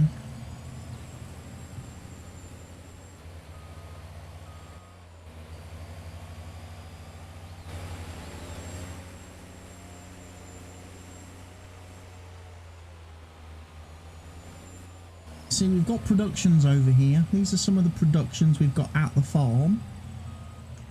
These are the Manure Maker, which requires straw, water, grass, and gives you manure. And then over here you've got Fertilizer Maker, which requires manure, water, manure, and gives you fertilizer. That seems a bit strange. Manure, water, why 2 lots of manure? Why not slurry or digestate or something? That seems a bit strange. That seems a bit strange. 2 lots of manure input to make fertiliser. Well, could be. Could be, I suppose. I know on some of the productions on this map, the output is like, a couple of times they did the output, they have multiple outputs on the machines, and sometimes the outputs are just producing the same thing. Like at the quarry, one of the machines that makes produces something, one of the machines that produces gravel has like 3, it's one machine but it has like 3 outputs of gravel, rather than like one area you fill gravel from, it has 3. And you think, well, why does it need 3? It's not producing any more. What it's producing, it's dividing.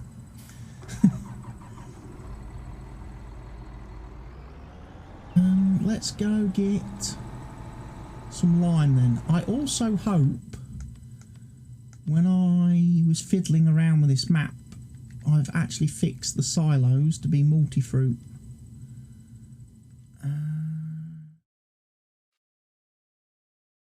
Large grain silo, we don't own one of those. We own one of those, and yes, it's multi-fruit, baby. Multi-fruit, baby. So yeah, that was one change that I've made to the map. I think that's a fertilizer buy point there as well.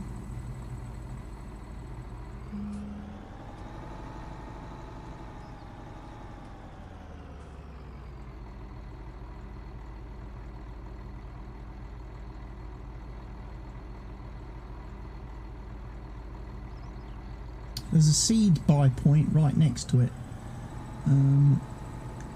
Yeah, don't want to do that. I want lime. Lime is what we need here on day one.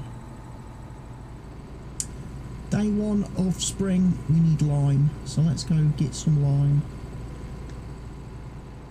Oh, that's okay. Yeah, I left him there.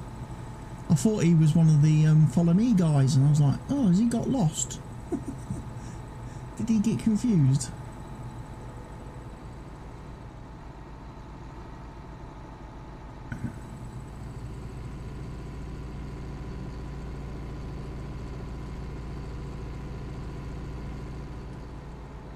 But then I need to go get some dynamite, I need to get some concrete, and we need to get the quarry set up and get the quarry to start producing stuff for us. Maybe the quarry could dig up some gold. We might get some gold out of the quarry, which is apparently worth quite a nice bit of money if you get any gold.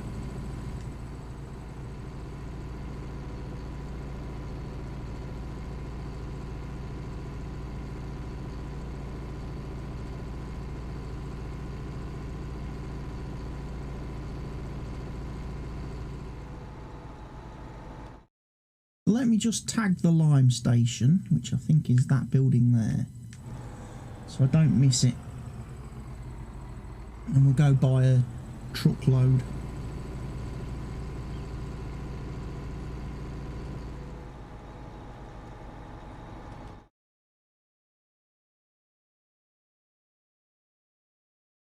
So we don't, oh, we do own the sheep.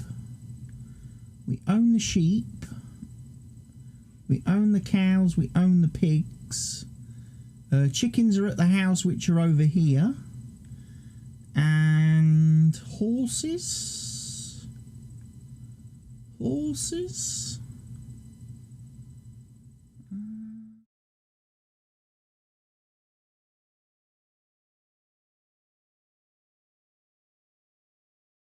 I'm not seeing horses built into the map because I know horses tend to be a bit of a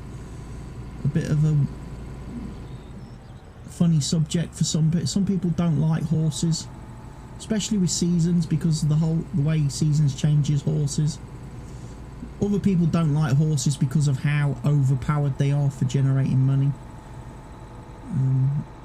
which is probably one of the reasons why I won't do horses, because, well, I won't do horses for two reasons. One, it's a bit overpowered and generates way too much money. And two, I'm playing with seasons, which means the horses are going to be broken anyway. I don't want to have to manually ride them. And as far as I'm aware, Horse Helper in Global Company still doesn't work with seasons.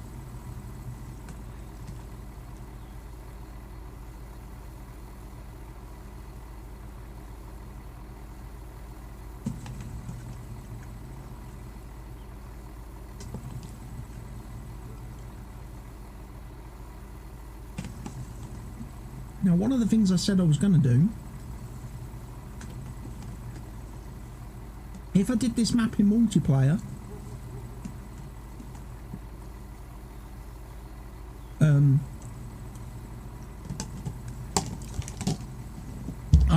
use Global Company to lease all the fields. I would have all the fields leased.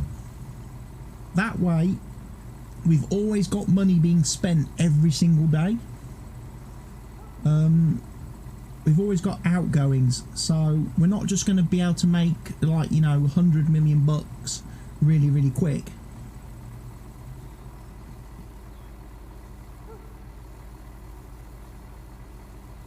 Because we'll be paying for the fields all the time. I figured that might be a bit of a better way of doing expenses, because obviously the loan doesn't really work. Taking out a loan and the loan interest doesn't really work, because the game just does not like to let you owe, you know, like 10 million bucks at the start of a save. You saw what went wrong with Snetterton's when I tried that. And then obviously once you've paid the loan off, you've got no expenditure, you've got no regular outgoing. You've got nothing consuming your money that you're making from all the crops you're harvesting. So I think using the lease option in Global Company would be very good in multiplayer, because then it forces you to make money, because you need to pay for the fields, you need to pay the rental of the fields, but it slows you from getting too rich too quick. So again, for people that want, you know, for wanting to upgrade slowly and upgrade machines and equipment over time, it does slow that down a bit. It also makes it so that on a map like this, you need to be involved in everything. You will need to get involved in the productions and do productions. Otherwise you're leaving money on the table, you know. You're leaving income behind. There's the train. You can drive the trains on this map, and there are sell points around that. There's silos on the map for the trains, which accept and load different types of crops at the different silos. You can also just use the train silos for storing crops in, because they have got quite a decent capacity.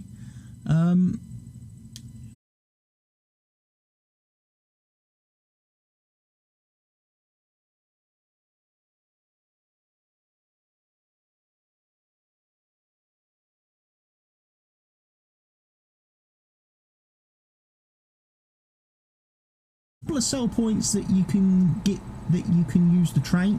You need to use the train to sell at, which again makes things a little bit different, because you need to load the silos, then load the trains, and then take the trains off to sell the stuff.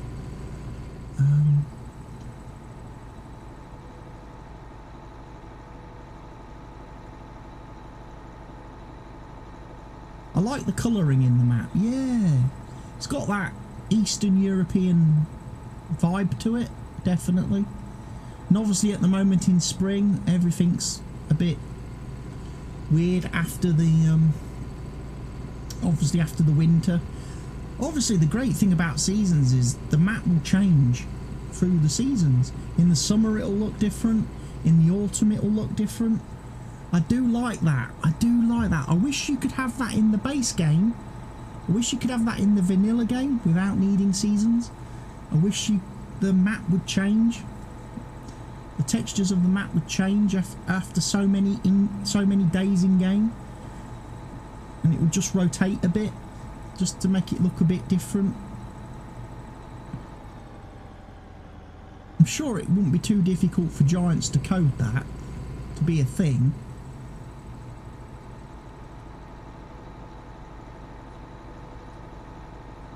Tell you what, it is nice being able to drive around all over the place without getting speeding tickets.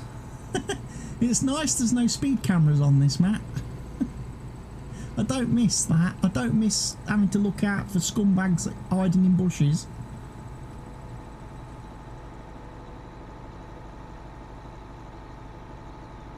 Yeah, yeah, it looks a bit bleak, but then that's Eastern Europe for you, isn't it?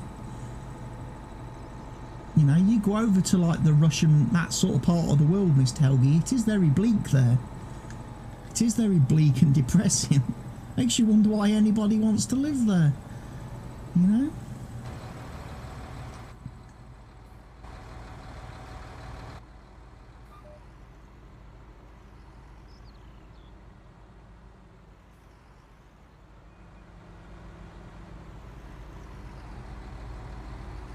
Well, it's early spring, isn't it? It's only first day of spring, so it's still very much nearly winter, actually, when you think about it on the map. To say it's by the end of spring, I bet the map looks a bit different. In 12 days' time, the map will look a lot different, I think.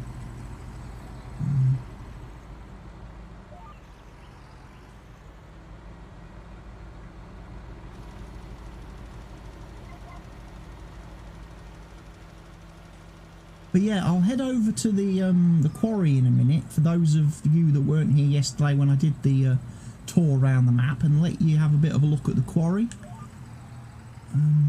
system that's in the game, the quarry area, with the production over there. I'll take you down and show you the orchard area as well, where you make your fruit, grow your fruits and stuff.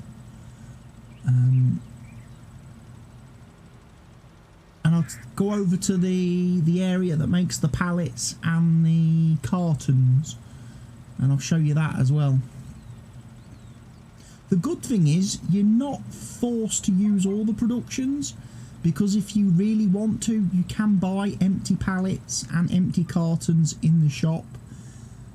So if you are struggling to produce those because you don't want to do logs, you don't want to chop down trees and get wood and wood chips, you can buy the stuff from the shop, the pallets and the cartons that most of the machines need, so you don't get locked out.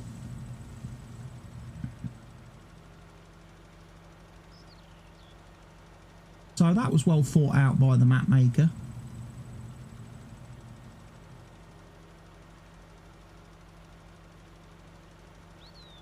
But I like the farm. I must admit, I do like this farm. It looks very sort of industrial. Again, probably like you say, Eastern European, Russian. Definitely looks it.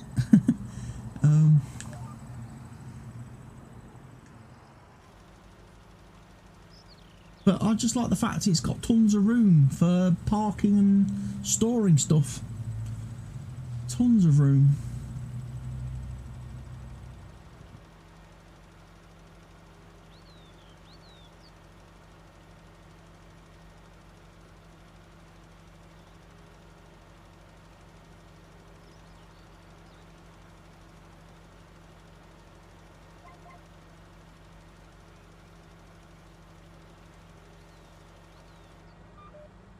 That's that field done. Next one to do is nice for parking. Yeah, very spacey, very easy to maneuver. Drive-through storage. Yeah, drive-through storage. Especially now I've edited the silo to be multi-fruit. Originally this map, the only thing you could put in the silos was wheat, barley, oats, corn, canola and soybeans.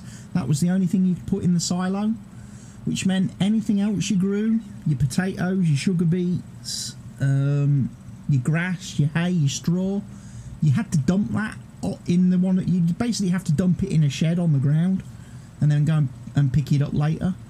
I've changed that. I don't like that style of play. I would rather my silo store everything. So I made the silo multi-fruit. I've edited that myself and fixed it.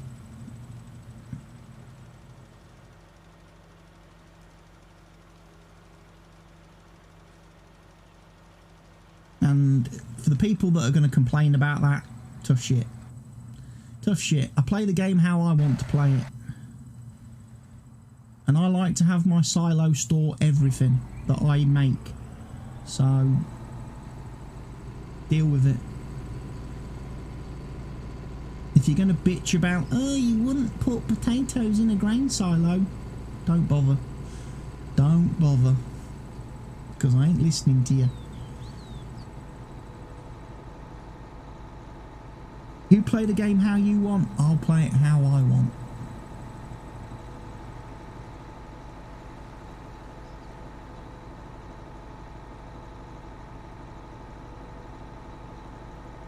Few little trees around the fields.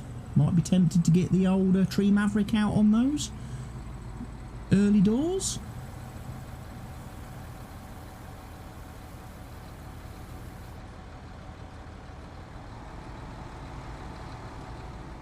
Lime.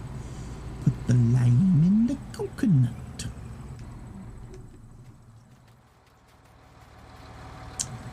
Right, you stay there for a second, Mr. JCB. Let's go over and have a look at... Well, let's go to the wood area to start with. This is one of the sawmills on the map. This is the one that when you bring empty pallets and wood to it, it will produce boards and it will produce wood chips. So here's your boards. This is where your boards come out, and you get pallets of boards. You get your wood chips over here, and obviously you put your logs. You also get pallets out here, or you put pallets in there, and then you've obviously got your main logs and wood going in here. Over on this side of the machine, the area, you've got your pallet fabrication. So you need to bring boards and put in here, and this machine will generate wood chips and empty pallets for you. So you can see how that works then. So you need to bring logs in here to get boards. Boards you then bring over here, and you get your pallets. And if you've got tons and tons of pallets, you can bring the pallets over here, and you can also make boards and wood chips out of those. So you can recycle pallets. That's one of the fun little factories. And then you've got the quarry. Now this makes bricks, which you can sell. You need gravel, water, cement, and empty pallets. And that will then produce pallets of bricks. Look, you get these lovely concrete bricks.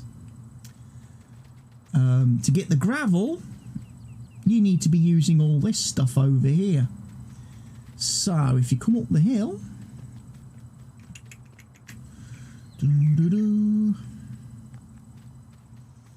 you have got obviously stuff going in. You need fuel as well. A lot of these production machines, you are required to give them fuel. They don't just produce stuff for free. You have to keep them filled up with fuel. Again, kind of balances them out a bit. You've got fuel obviously into this machine over here. You need water. You get soil in this machine. Yeah, you do get gold. Yeah, gold comes out of this machine. It's not a great deal. You don't get a lot of it, but you get a bit. So if you come over to the shed over here, you need dynamite. Yes, you are required to get dynamite. You need to put dynamite in, and you get stone and soil out. Now the stone will obviously go into... Stone and soil goes into this machine, and your stone goes into the machine here, which gets turned into gravel. So that's how you make your gravel, that's how you make your other stuff. But yes, gold digging is a thing. You can get gold on this map, and the gold you sell at the bank. When you have gold, you take it to the bank, and the bank manager pays you 114,000 bucks for gold. 114,000 bucks. So not shabby if you're able to generate tons and tons of gold. But that's one of the productions. Now, obviously, you think to yourself, well, where do I get dynamite from? That's in the store. So you come and buy your dynamite. You come and buy your cement. So you need the cement, obviously, for making the bricks. You need the dynamite for getting the stone and soil. So you've got to buy that to put in the machines, which again balances it out a bit. Then if we go over to one of the other production areas, this is the one I kind of liked yesterday when I saw it, the meat factory. So if you bring animals here, if you bring animals, and the animals are classified as sheep, pigs and cows, if you bring any of those here and put them in the machine alongside empty pallets and cartons, you get meat products out which you can sell. So if you breed a lot of animals and you don't want to sell the animals because they don't sell for a great deal of money at the animal dealer, bring them over here, turn them into meat. Sadly, you can't turn horses into meat and you can't turn chickens into meat. That's a bit of a shame. You don't have the option to do those.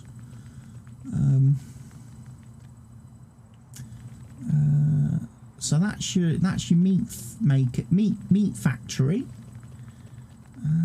I thought there was another one here. There's a place that produces animal food. So it's not a veggie game. No, there is veggie game. There is veggie game. If you come down here to the orchard, over here you've got your orchard. So apples, pears, plums, apricots. And then you've got, so there's your orchard. And then you've got your greenhouses. So you've got your tomatoes, green peppers, lettuces. So you get all that stuff generated down here at this place. You've also got, obviously, water, feed the water in. All of these machines require water, manure. I believe they need fuel as well. I don't quite know why the greenhouses need fuel, but they need fuel. So you have to put fuel in.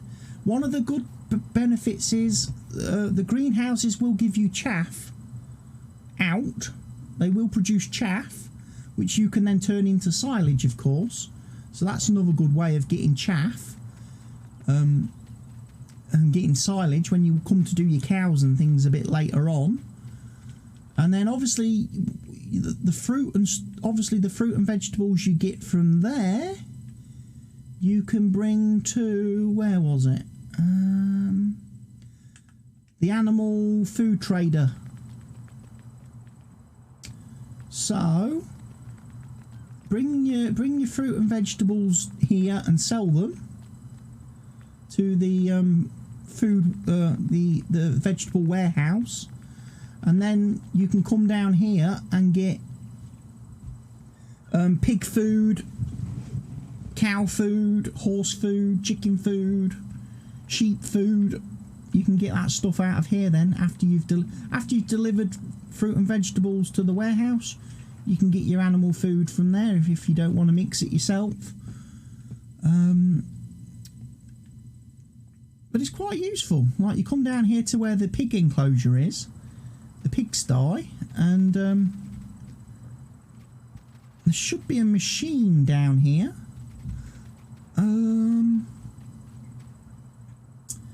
Potatoes, water and whole grain. That makes pig food. Then you've got your grain mill over here for making whole grain. So you've got 2 whole grain mixers for producing whole grain. And then you've got your pig food mixer down here ready for making pig food. Just add potatoes and water. And then obviously you've got your little pig pen. Animal pen ready, so you can come and obviously get the plumber to put the pipes in to give the animals the water.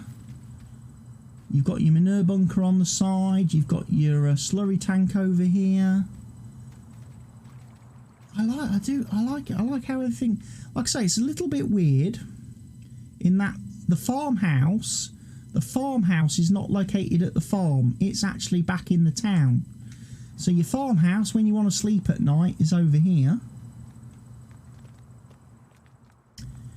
And then round the back of the farmhouse is where you've got your chickens. So you've got your pallet spawning there. You've got your water trough here, for obviously doing the water. If you want to buy the pipes, the trigger for buying the pipes is just next to the patio chairs. Obviously buy your chickens there. And then put your food in there. As far as I know, all the animals on this map just take. So chickens take wheat, barley, oat and corn. Sheep take grass, hay and silage. Cows take total mixed ration, silage, hay and grass. And the pigs take corn, wheat, barley, oat, soybeans, canola, sunflowers. The cows and pigs are saying canola straw. I've not noticed. That's the first time I've ever seen it say canola straw in there for the animal husbandry. I don't know if you can give them normal straw as well, or I don't know if you can give them soybean straw or even corn straw. I don't know.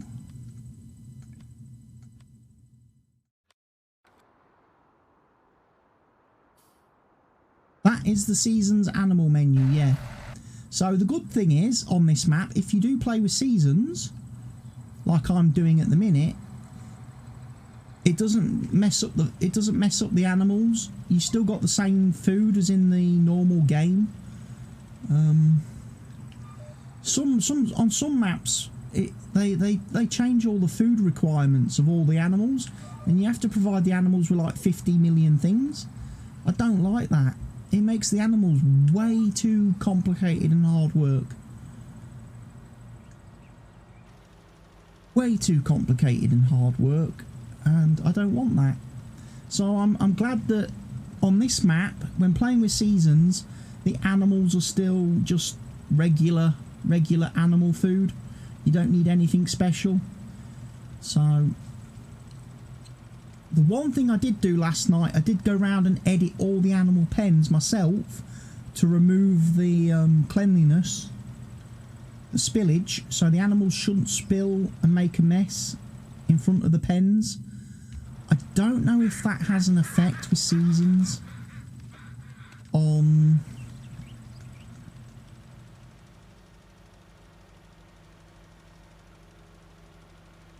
their cleanliness and that.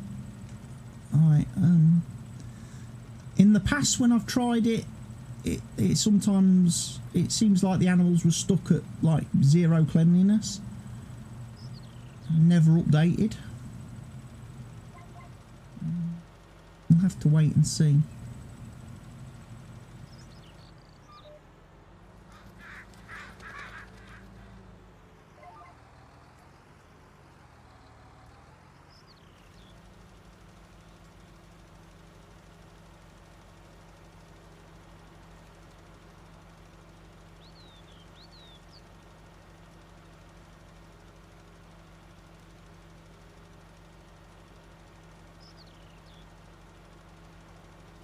Oh, we've got weeds on the field, look. Weeds are popping up. Little patches of weeds everywhere. I'm not going to bother doing any weeding on this map. If the weeds appear in little patches, I'm just going to leave them. I'm just going to leave them, and I'm going to end up ploughing them in at the end of the harvest and stuff. So I'm not going to get myself a weeder and worry about it. Because they only grow in little patches, it's not going to make that much of a difference to me and the yield on the fields. So I'm just going to leave the weeds because when the weeds turn into flowers, they'll look pretty. When they actually sprout their flowers, they'll look quite pretty, I think.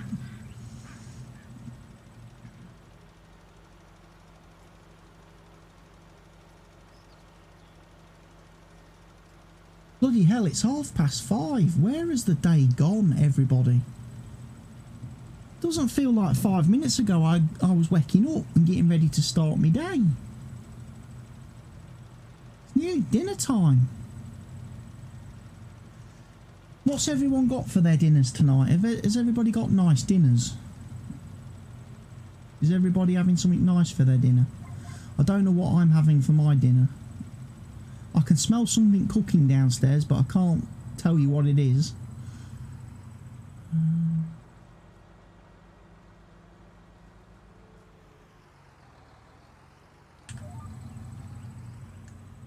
I know it won't be a roast dinner tonight. It won't be midweek roast because we had like hunter's chicken and that last night. We did. It might be a homemade spaghetti bolognese or something. I suppose it could be. Could be.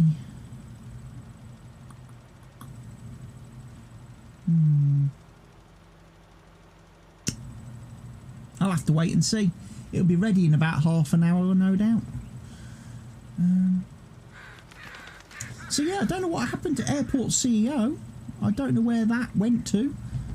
I don't know when. I know it's supposed to come out today, but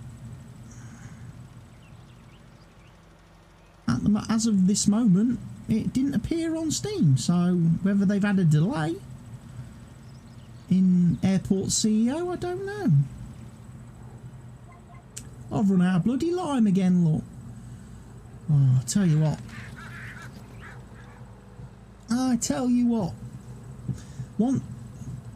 After the initial lime spreading and everything, where obviously when you first start out on the map, all the fields are terrible and require tons of lime, I'm so happy that precision farming then makes it so that the second time you come to lime spread the fields, you don't need to put down half as much.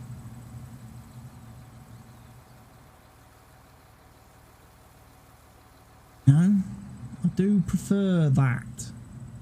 You already had your dinner. No, that was my lunch. That was lunch, Mr. Helgi. That was lunch. I actually had my lunch today.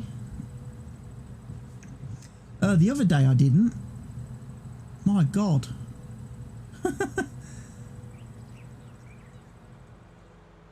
I ended up finishing my lunch about midnight that night. When I had that other pasta, I had that round pasta thing the other day.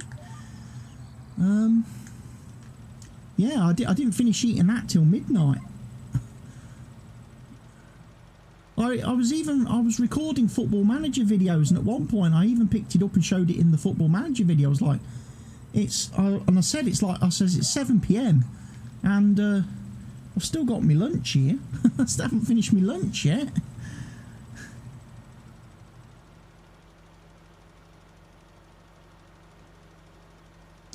Because that was Monday.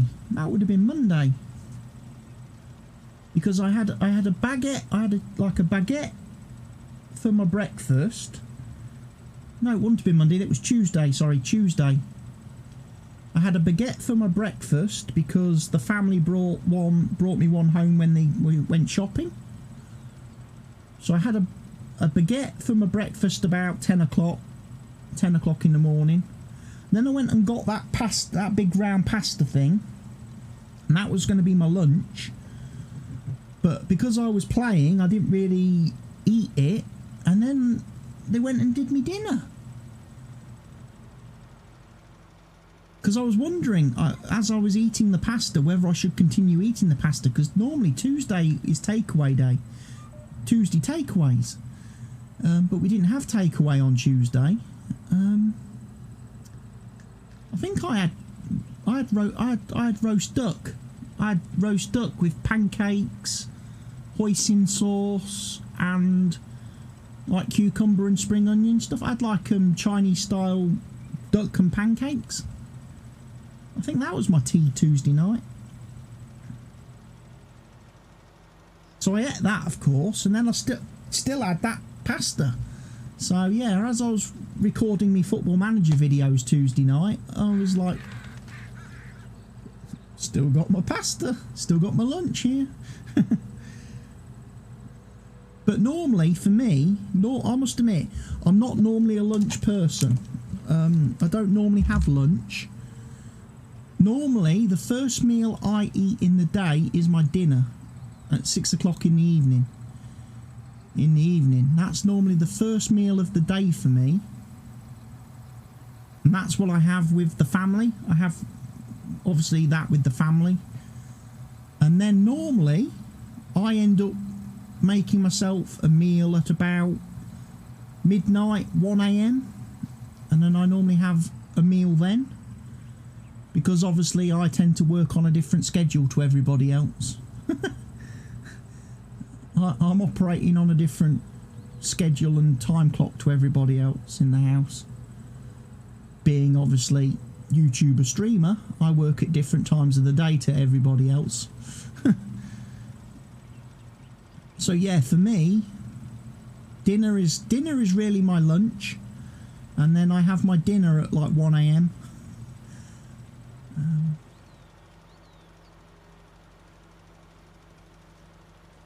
Sometimes I have it a bit later, sometimes maybe 3 AM if I've been distracted doing stuff.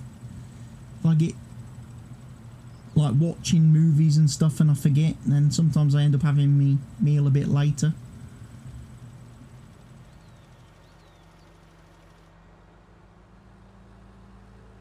And for those of you then wondering, I normally go to bed at about 4 AM.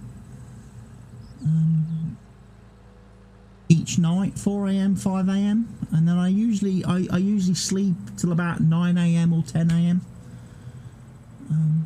And then I get up and start my work day.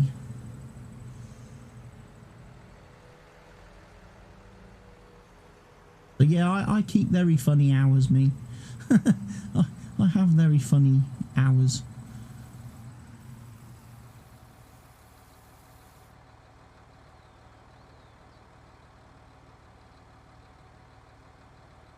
I need to play. I know what I need to do. Precision farming, folks. We've got precision farming.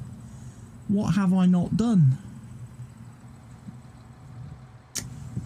Spot the rookie mistake, everybody.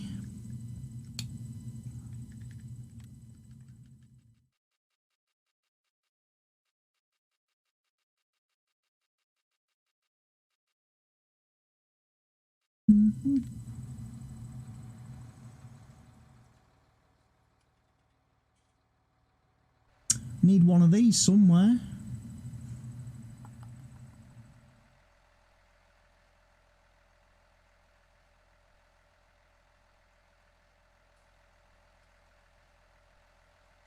Let's just park him. I don't know. Actually, before we do any of that,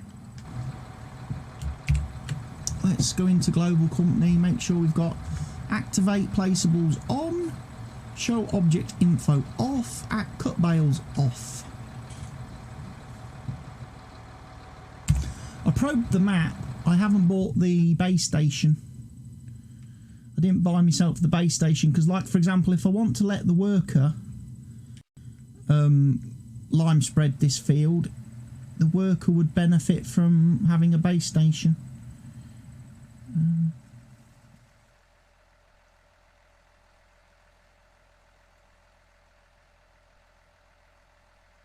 So there, I'll place a base station right there in the bushes.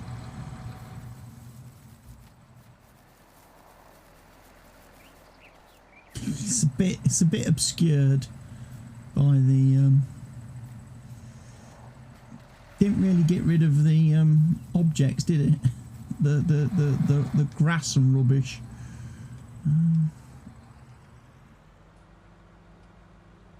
Oh yeah, base station has been built in place, so if I hire any workers, the workers should be more efficient.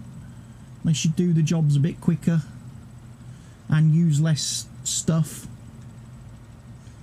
So, got to have your base station to make your workers precision farming compatible. if you're running AI workers.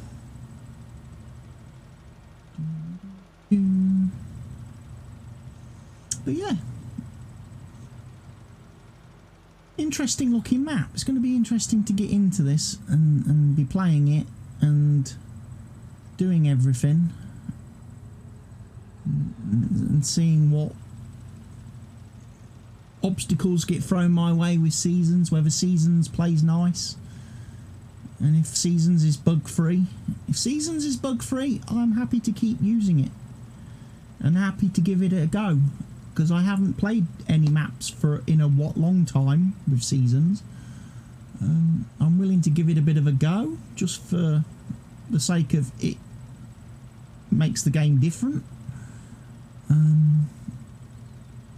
But obviously if Seasons messes up like it has done in the past, it'll be binned off and uninstalled very, very quickly. And I'll probably never ever use it again. And anybody that tells me I should play with Seasons will probably be slapped. Slapped in the face with a wet fish repeatedly until they apologise through their own tears for even suggesting such a thing.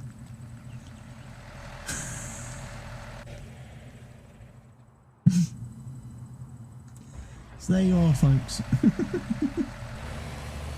That's the plan.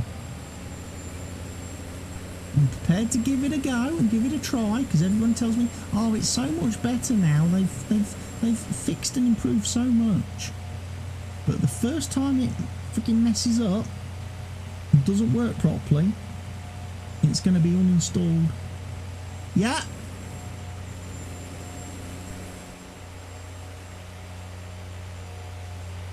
Dinner's ready, and I was right, it's homemade spag bol. Well, meatballs and tagliatelle. I won't really call it spaghetti. What game are you waiting to be released? Airport CEO. Airport CEO. I'm not going to bother with doing that with GPS, because I want to hire a worker. Do this cultivating. Oh, I've lifted it up because I pressed the wrong button. I wanted to hire a worker and I didn't hire a worker. So I had a bit of a look earlier at Trashed this morning, because Mr. Helgi told me Trashed was updated and they'd fixed some stuff, but it seems like in the process of fixing stuff they've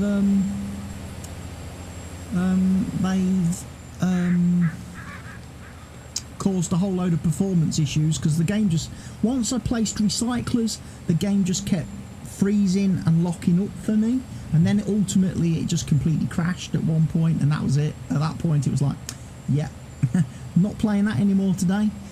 And then I played a bit of Dyson Sphere and obviously gave Mr. Helgi a good education on how to make red motors and green motors in big quantities, and obviously I gave him a good education as well that he needs to go and download the Mark II Miners mod and install that, because that's a fantastic addition to the game and fills the gap that the developers have overlooked at this point in time. But I was hoping to play Airport CEO, and unfortunately for me, I mean, I've got the beta. I have the beta. I've owned it for years. I've owned it for years because I've also got Sim Airport, and I've played Sim Airport. But I didn't play Airport CEO because it was beta early access. So I've kind of been waiting for that to actually kind of like. And then when they announced it was actually going to be released on the 4th of March, I thought that's going to be the right time to play the game once it's fully here comes a raid. I'm Carolyn is raiding with a party of 8. Hello everybody from the I'm Carolyn stream and channel. Welcome to my channel. My name is CWATTY. often stream and play a lot of variety games, mainly focusing on farm sim on here on stream on Twitch. I am a Giants partner, official Giants partner. Also do a lot over on YouTube. Today I'm just loaded up this map for the first time, Slovak Valley. Playing it with seasons because someone in one of my recent streams, when I was doing my multiplayer map, suggested I have a look at this map because it's got production stuff built in.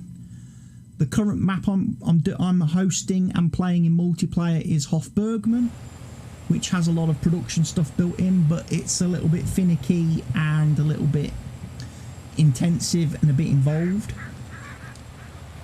What's my Steam name? My Steam name is CWATTY, same as the Twitch. Same as the Twitch. I've kind of got all my branding the same now. My Steam name. The YouTube channel is not quite the same because weird things with that. But if anybody wants the link to the YouTube channel, it's right there.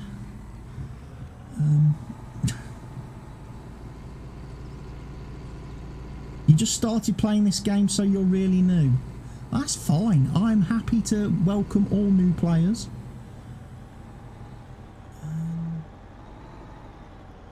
How's the plants going? Harvesting? No, not doing any harvesting yet. This is the first day of spring, literally.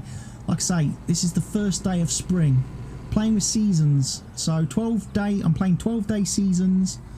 So right now, the first thing I've got to do is get all the fields ploughed, get them limed, get them fertilised, get them seeded. I've got to do that in spring.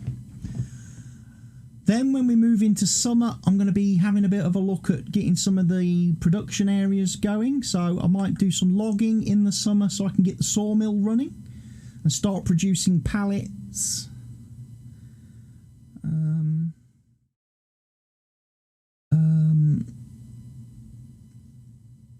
Pallets and cartons I'm going to need.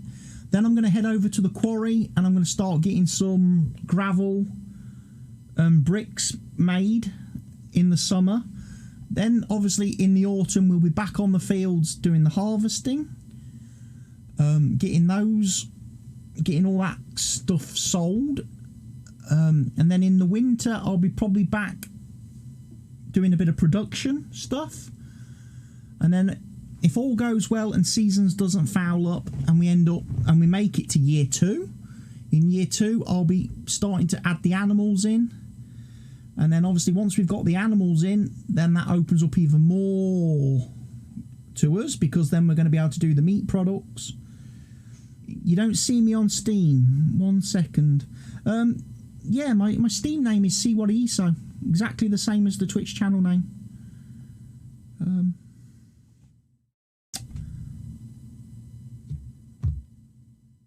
So it should be on there. Well, you might also need, if you're looking for me on Steam, you might need to search for MUFC Champman Fan, because that was my original Steam name many years ago.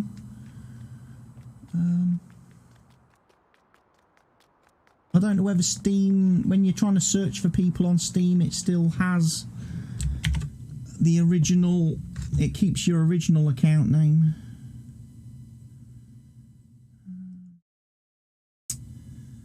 Let's have a look.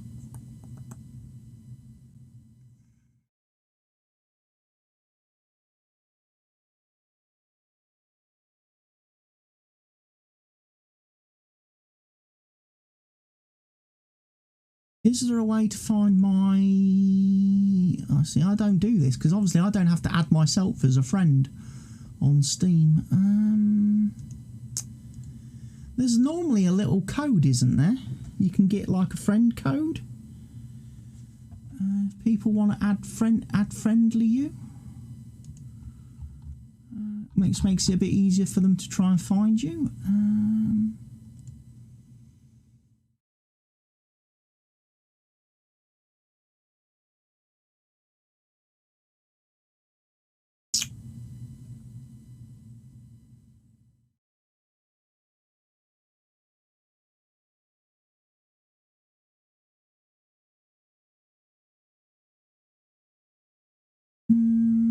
I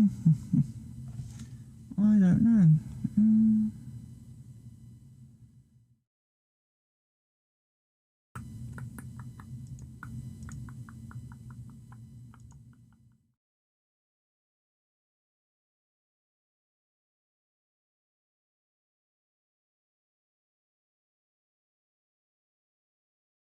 I thought there was. I thought there was like a little ID cone. You already have me as a friend. Ah, that would explain it. That would also explain it.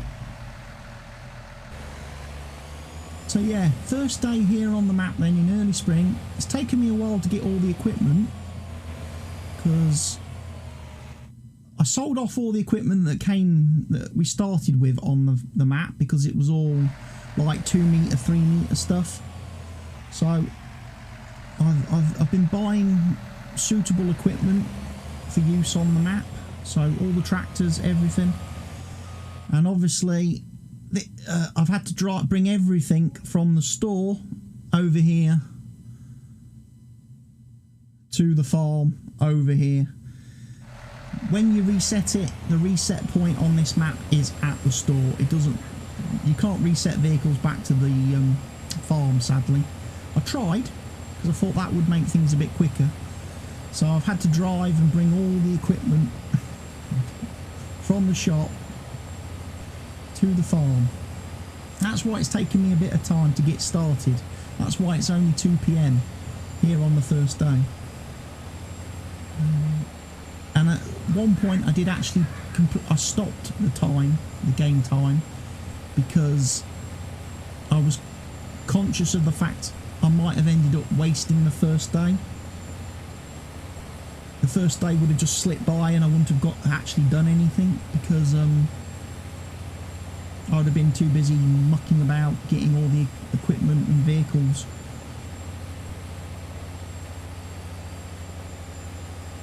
My reason for looking at this map as well is because there's the possibility maybe that I might actually use it as the multiplayer map. I might put it on my server and let people play it in multiplayer. Because obviously, you know, we have been playing Hofbergman recently, and it's a nice map, don't get me wrong. I like the fields, I like the layout, I like the kind of look and vibe of the map. There's just some things in the map which just make no sense to me, and just seem to be there just to troll the players and drive everybody insane. So if players want to switch from Hofbergman, and you know, a lot of people, you know, say they want to switch, then I'll switch and I'll put this map on the server instead, because we've got the mixture between field work, we've got field work, and we've got the mixture between field work and obviously production. So there's plenty of stuff to keep you occupied off the fields, and there's plenty of stuff to keep you busy on the fields, depending on what type of player you are.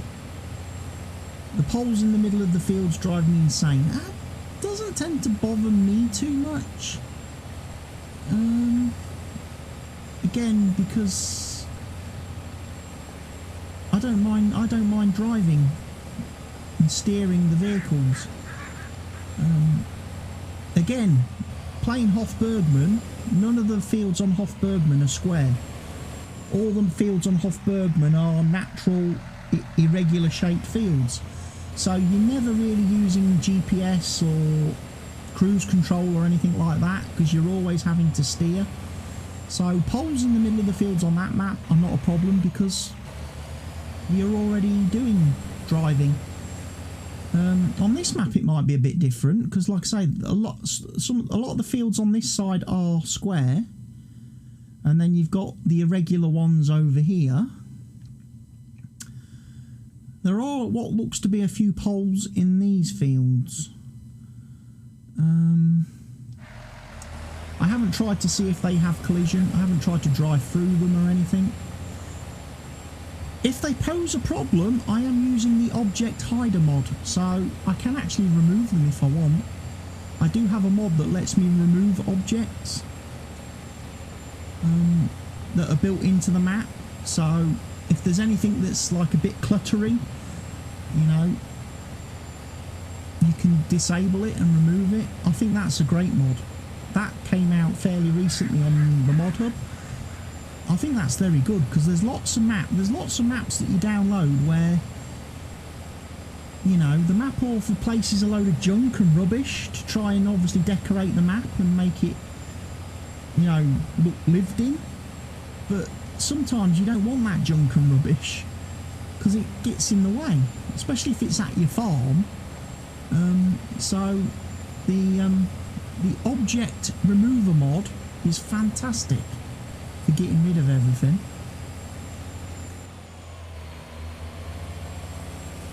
I have been a bit boring this time round as far as vehicles go, because I just bought 3 of these case tractors. I figured I need a couple of large tractors for ploughing, seeding and stuff, so I just bought 3 identical case quad tracks. I then bought a narrow framed Steiger to do like slurry spreading and stuff, and then I got a couple of class vehicles, a couple of class tractors, because I threw this mod folder together very quickly this afternoon. It doesn't have a ton of modded vehicles and equipment. It was just more of a chance for me to show people what the map looks like, certainly for Mr. Helgi, who I don't think saw my stream yesterday when I did a map tour. Did notice that you have changed the airport around on Sim Airport. Have I? Oh yeah, you were watching me on Sim Airport, weren't you? Were you? Were you the one that was giving me all the help when I was playing it the other day? Sorry if my memory's a bit short. I have terrible memory issues. Yeah, you were giving me all the help in the chat as I was playing that game, because like I say, I hadn't played Sim Airport for ages. For a couple of years, and obviously it had changed quite a lot.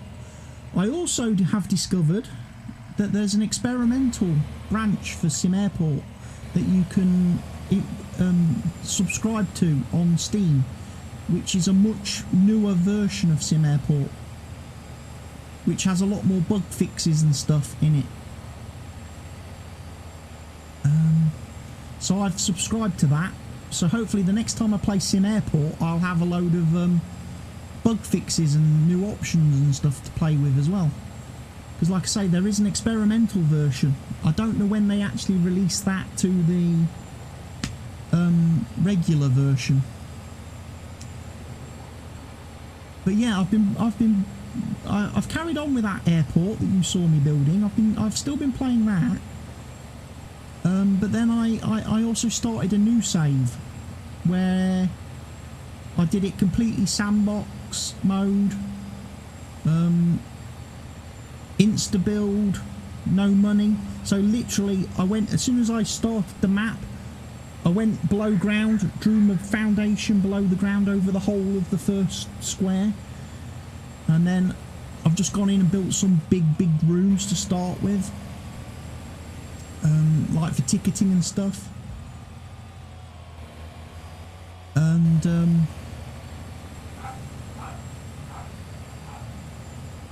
because obviously the save I was doing on Twitch when you were helping me, that was the airport that was the one that they gave you on the when you start the game, the small airport. So it's got the really tiny ticketing, the tiny security, the little 2 small gates. And I've been sat there trying to scratch my head to figure out how to expand and make that bigger, to get obviously large gates and extra large gates and get more passengers in, because all the everybody just gets clogged up now in ticketing on that save. See you later, Mr. Helgi. So that's why I started a new save. I was like, I'm going to start a new save where I start with a really big ticketing, really big security.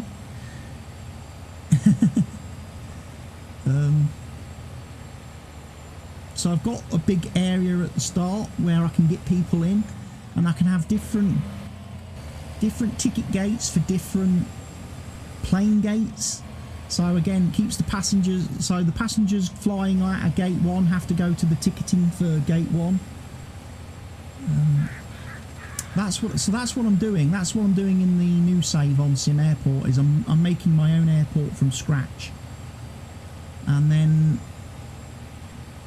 like I say, hopefully whenever Airport CEO version 1 goes live, I'm going to be starting a game from scratch on there. So we'll be starting off with the grass runway, general aviation, eventually moving into civilian aviation, and then obviously passenger aviation. So I'm going to get to experience Airport CEO. I'm going to get to experience Airport CEO right from the ground up. I'm not going to bother doing any of the scenarios. I've done the tutorials in the beta. I did those fairly recently, so I kind of understand how to go about signing fuel companies and things like that, and de-icing services, and setting, contracting different companies and different things. So I'm kind of ready for that. But I think once I finish this field, I need to actually take a little quick break from the stream, because I do need to go and have my dinner. I can hear everybody in the background keep shouting me from downstairs, so I need to go and have my food before it gets stone cold. And hopefully, while I'm having my dinner, maybe Airport CEO can release and I can play a bit of that this evening. I was hoping to have played Airport CEO today in the daytime, and then after my dinner, as normal, I would have been on the server doing Farm Sim multiplayer. I don't think I'm going to get on the server today, Farm Sim multiplayer, because obviously I've been playing Farm Sim this afternoon. Plus I've done a lot on the multiplayer server the last 4 days now, all by myself. I'm ready to take a step back and let some other players have a go.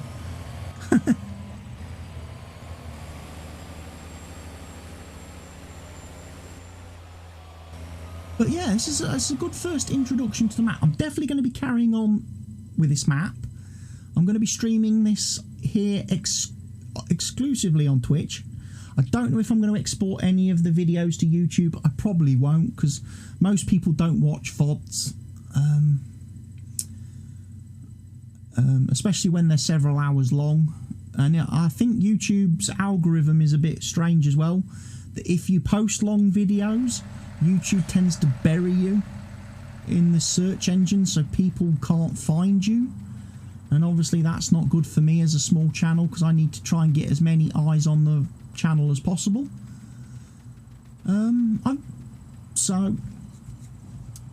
Yeah, so I'll probably be streaming this, like I say, in single player at the moment here on Twitch.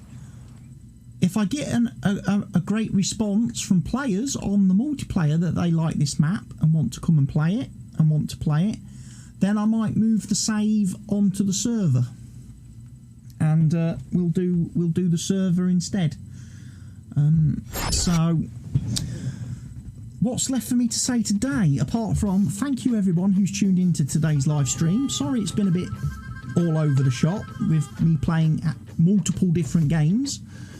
Obviously, when I woke up this morning, I was, in my mind, convinced I was playing Airport CEO, but it didn't release. So I've played Trashed, I've played Dyson Sphere today, I've played Farm Sim, and I hope I've entertained everybody a little bit. If I have, and you have enjoyed the stream, please go ahead, click the follow button. That way you will be notified and kept up to date whenever I live stream in the future.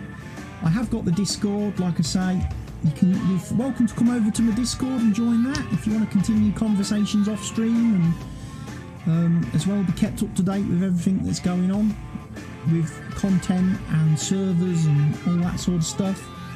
You know about the YouTube channel because I posted that. I will see you all later on. So take care everybody, stay safe, and I'll see you very, very soon. I need to figure out which button to press now. They're all different colours. I think it's that one.